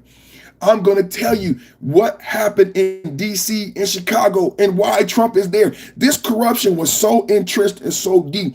The people don't even know. I've been talking to you about the hypnosis. Kamala Harris said we were hypnotized. They voted for her They got to be hypnotized. You got the same crime. You got crack and crime in DC.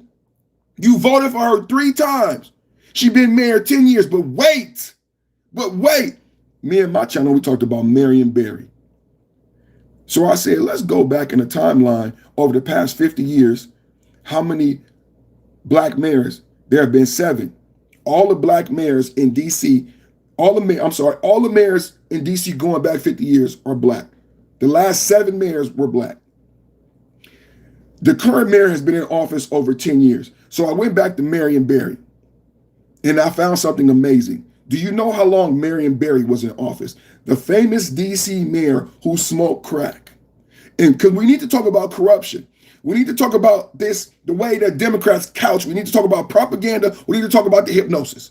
So you understand how you get hypnotized. You understand the truth. How long was Marion Barry, the mayor of DC, who was caught smoking crack? He was reelected to mayor.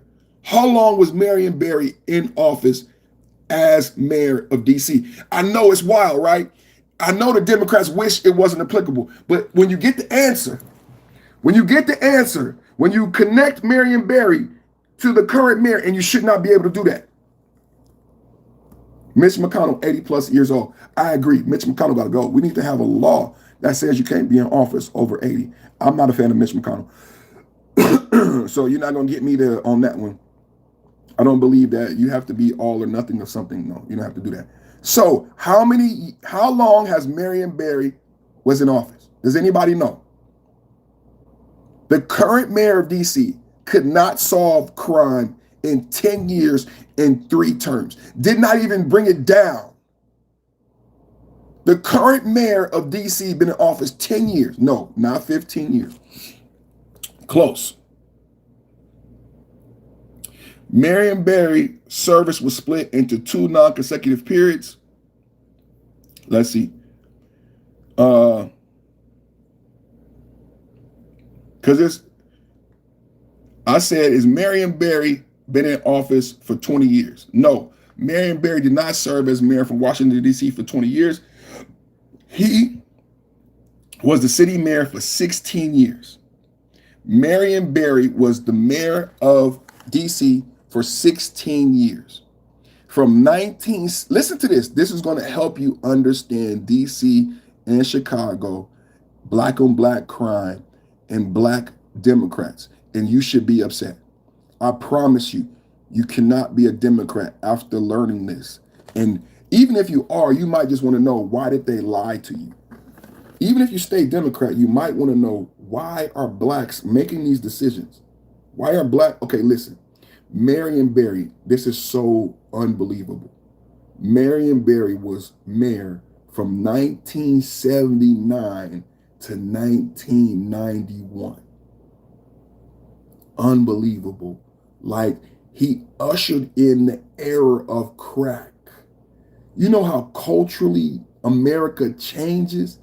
This guy was mayor 1979. The 80s changed America all the way to 1991. He was mayor again from 1995 to 1999. So first time he was mayor over 10 years throughout the whole 80s, the whole crack era. He was mayor smoking crack. She actually had 3 terms. Yeah, she's still mayor. But now we talk about Marion Barry. We got to talk about how she gets to 3 terms. Why would the DC blacks elect her 3 times without being productive? Well, I'm going to explain to you why DC blacks would elect her 3 times without her producing, because look what they did with Marion Barry. Marion Barry was mayor all through the 80s, 11 years, got caught smoking crack. They reelected him. He was mayor 5 more years. So I said, well, how long was Marion Barry in office? You won't believe it. Marion Barry, the crack smoking DC mayor, was in office a total of 32 years. Someone who smoked crack, embezzled money, and ruined DC. DC is full of crime because of people like this. DC snow all year round. That's right. Cocaine all year round. Listen, Marion Barry served a total of 32 years in elected office in Washington, D.C. across his mayor and city council terms. He was mayor for 16 years, and then he served on the city council for almost 16 years. Do you guys realize Marion Barry smoked crack and then went on to be in DC politics as a leader for 20 more years? And you guys wonder why Trump had to come to DC. Did you know that after Marion Barry got caught smoking crack, that the black people of DC kept him in politics, kept him in power 20 more years, 32 years. First term, 1979 to 1983. Second term, 1983 to 1987. Third term, 1987 to 1991. Marion Barry had 4 terms as mayor. His 4th term was 1995 to 1999. After 4 terms, he didn't help the crime.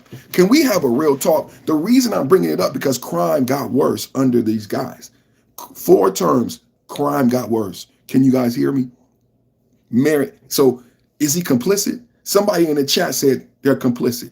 I believe Marion Barry and black leaders like this are complicit in black death in gangs.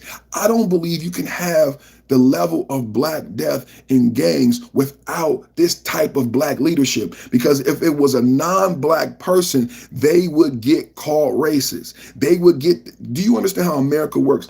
If there was a non-black person who was mayor all this time during all this black death and corruption, they would be called racist. But you can't call Marion Barry. Do you see how the Democrats work? Do you see how the Democrats keep black people down? The Democrats use black leadership, right? To administer all of this pain in the black community. So after he finished with mayor, his first period of the city council was in 1975 to 1978. Then he became mayor. After he left the mayor's office, he was in a 4th mayor term. He ran for city council again. He represented Ward 8 from 2005 until he died. Do you understand how much trust black people have in incompetence? I wish I was making this up. The crackhead got to die a politician. The crackhead died in office in 2014. How many people knew that? How many people knew the Marion Barry crackhead never left DC politics? He never left DC politics. He died. He died as a leader, influential in DC politics, and probably was smoking crack, cocaine until he died. Because I know my uncles and my aunties who smoke crack, they smoke crack until they died. They lied and said they got clean, but they smoked crack until they died. And then you want to know about why Trump sent the National Guard to DC. How many people knew Marion Barry? Because I know you like, Marion Barry is crazy. Why is he bringing up Marion Barry? Marion Barry's not relevant. Marion Barry's not. You didn't know that, did you? 2014. Guess who took over? I'm not making this up. I wish I was making this up. Who took over? I just told you. Marion Barry ran the city for 50 years till 2014. Then the black woman came in. You think that was by accident or by design? The black woman came in 10 years ago. When was 10 years ago?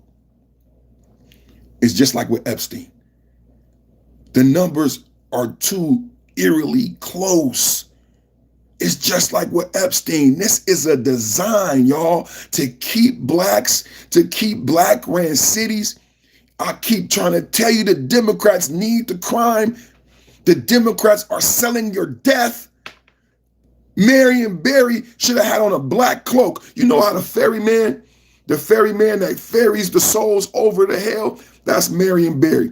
Marion Barry was selling you. When they talk about slavery and black people being sold to white people, Marion Barry was that type of brother. He sold you for 50 years and then passed it over to the black female mayor who's in charge now. Y'all didn't know that math, did you? I wish I was lying to you. I wish I was lying to you. That's what happened in D.C. That's what happened in D.C. Oh, man. So, I wish I was lying to you guys. A lot of this stuff I learned today.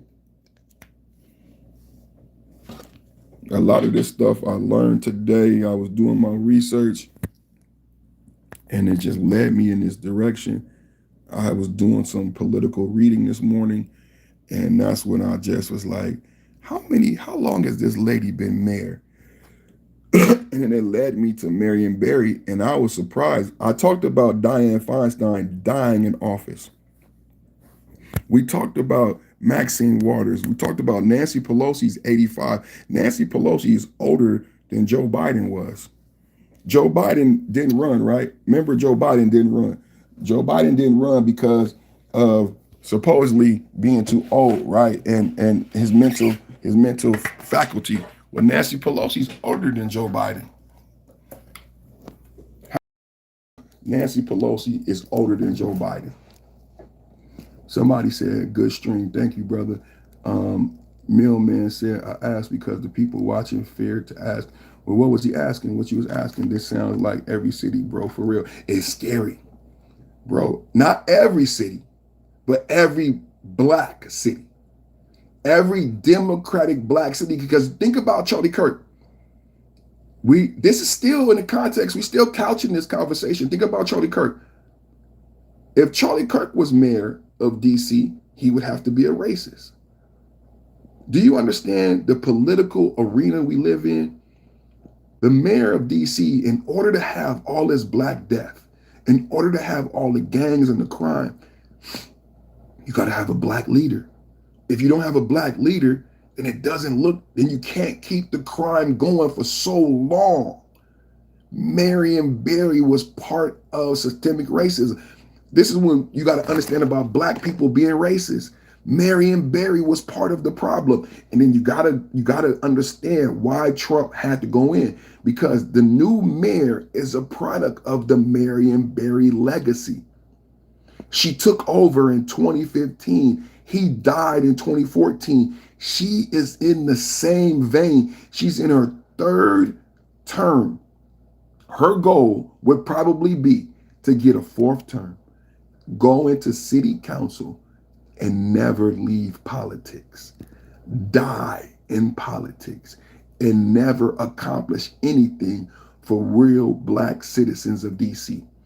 Under both of these mayors, you've had crack and gangs proliferate over the past 50 years. The same is true in Chicago. My brother said it's funny how the people bash with facts of this de facto government. That's all, Millman. I agree with you. It's in a lot of black democratic cities that have been run by blacks. San Francisco, black female mayor. Black female mayor in San Francisco.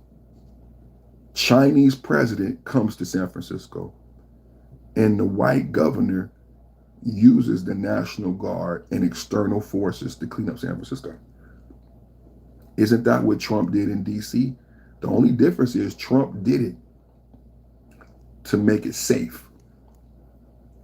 Gavin Newsom and the black female mayor of San Francisco cleaned up San Francisco for the Chinese leadership. You know, when you question these issues, you're being targeted. I know, bro. I get a lot of threats. I get threats. People say some very cruel and mean things. And then Charlie Kirk just got murdered. Me and my wife had a real talk. My brother, Lazy Bones, we had a real talk. Thank you for the concern. I appreciate it. I take prayers. I pray. You know, the algorithm doesn't like when you talk about prayer. But I accept prayers and super chats and and cash out. Gotta keep the lights on, man. Gotta keep the lights on.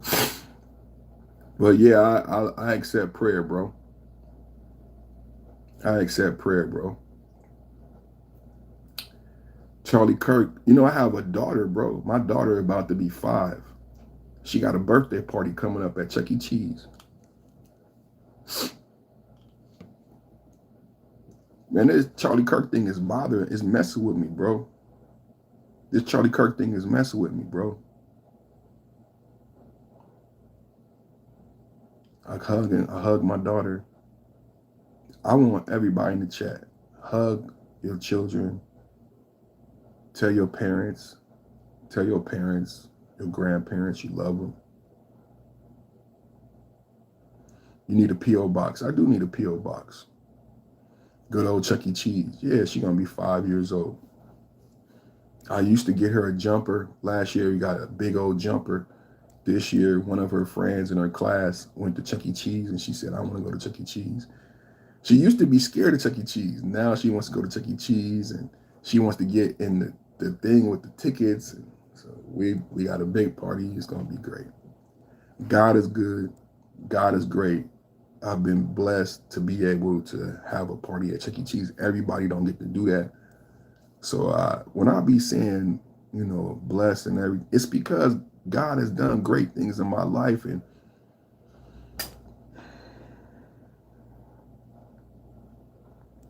God bless Charlie Kirk and his family.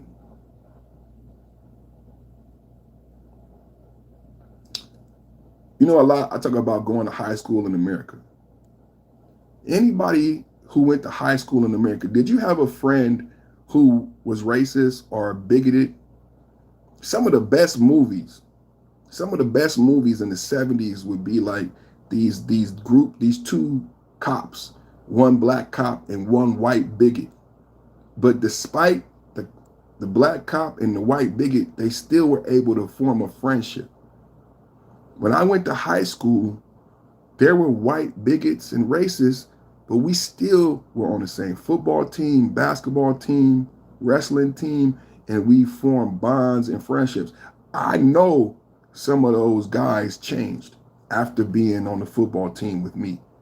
I know some of those guys' opinions because we had talks. They would come to me and ask me, hey, well, why do black girls do this? Why do black guys? Because in their head, they had a preconceived notion before they met me. So when we talk about Charlie Kirk and people act like they didn't go to high school in America, like you weren't friends with somebody who did not have the same ideology as you.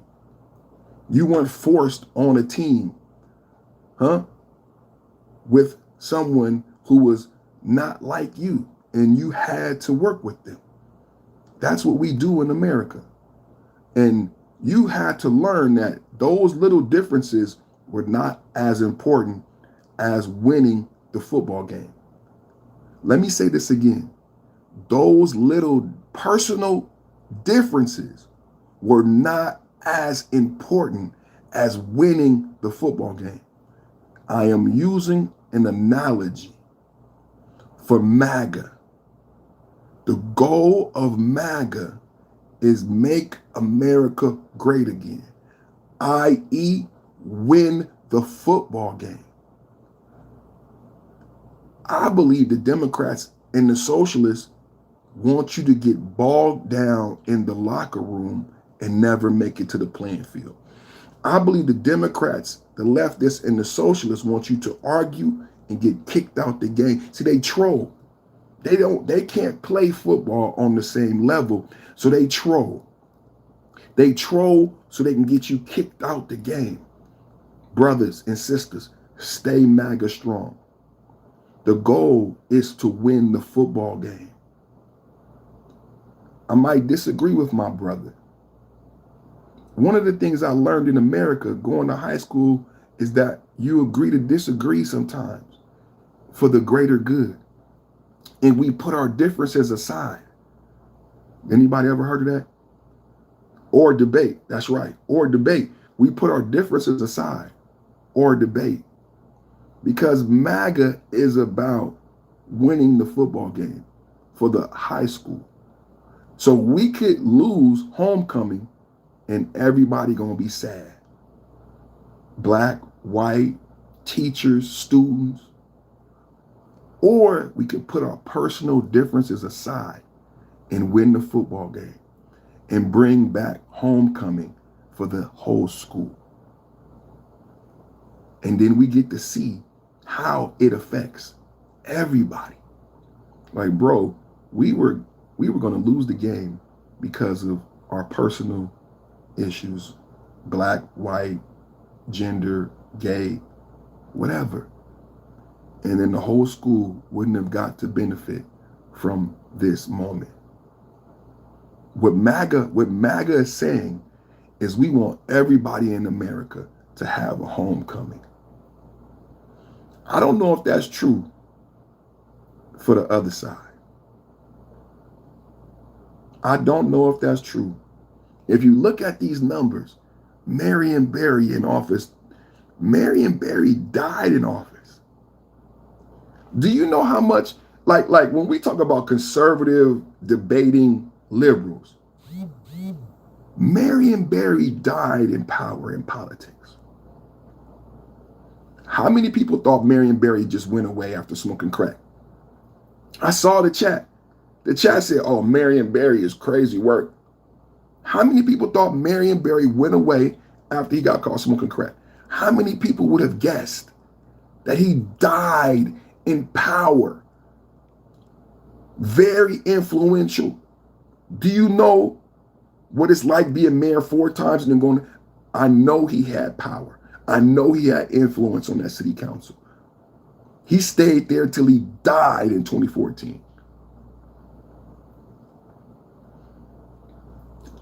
I am describing a culture of DC, a culture of Chicago, a culture of St. Louis, a criminal, corrupt culture. And they've been lying and hiding it from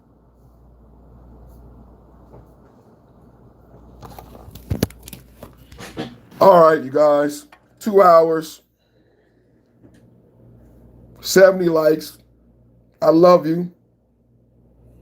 We lost the sound. I got to go pick up Bubba. We got to go to karate. Bubba got out of school at 3 too. So I got to go pick up Bubba. Bubba got karate today. Y'all heard Miss Perfect Time to come home. She brought me my tacos. So I got to go do, it's Taco Tuesday. I'm in California. It's Taco Tuesday and I'm in California. Everybody be envious. You should be jealous in the chat. You should be jealous. You should be jelly in the chat right now. It's Taco Tuesday. I'm in California. Thank you, Ozzy. Thank you, Lazy Bones. I love you. Thank you, Aaron. I'm in California on a Tuesday. Bro, I got the best tacos. Bro, I got the best tacos. Somebody got $1 tacos. Somebody got $2 tacos. I mean, $1 tacos. So good. Best taco you ever had. I mean, homemade to tortillas. Homemade everything. $1 on Tuesday. $2 some places. So right now, yeah, California knows how to taco, man. California knows how to taco. So it's Taco Tuesday. I'm in California. My wife brought me some tacos.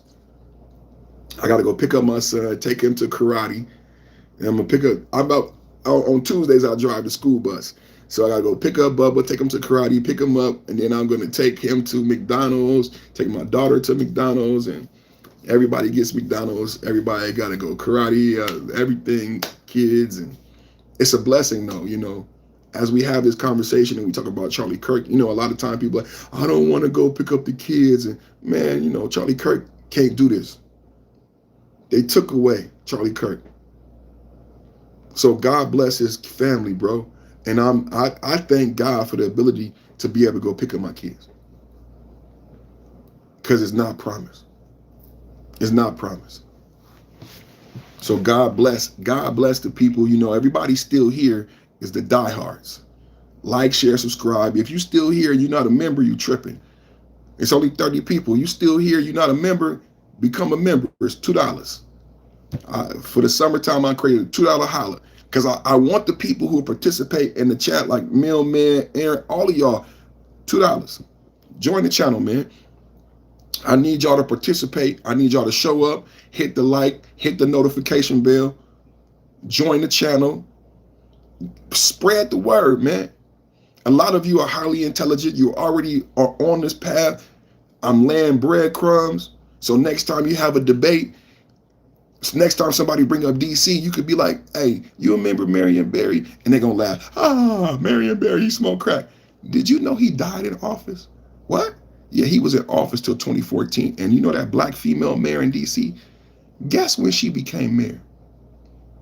And then watch them look at their face go. In your next debate about DC and Chicago, about National Guard and corrupt black cities, just say to them, you remember Marion Barry? Ha, ha, ha, ha, ha, ha, ha. Look at my bazaar. You remember Marion Barry? What does Marion Barry have to do with? Well, he died in power in DC in 2014. Did you know that? He was in office 30 years. He created a culture. The culture that's in DC is a Marion Barry culture created by him during his tenure. Then the black female mayor came in 2015. She's living off his legacy. She's living off the culture created by the crackhead. Didn't you know this? You think Trump is racist. You think Charlie Kirk is racist. Fannie Willis should be able to sleep with a married man. Fannie Willis should be able to sleep with a married man. Fannie Willis should be able to do all the things she did because Charlie Kirk is racist. Donald Trump is racist. It could not be that the black leadership is incompetent. If you say the black leadership is incompetent, you're the bad guy.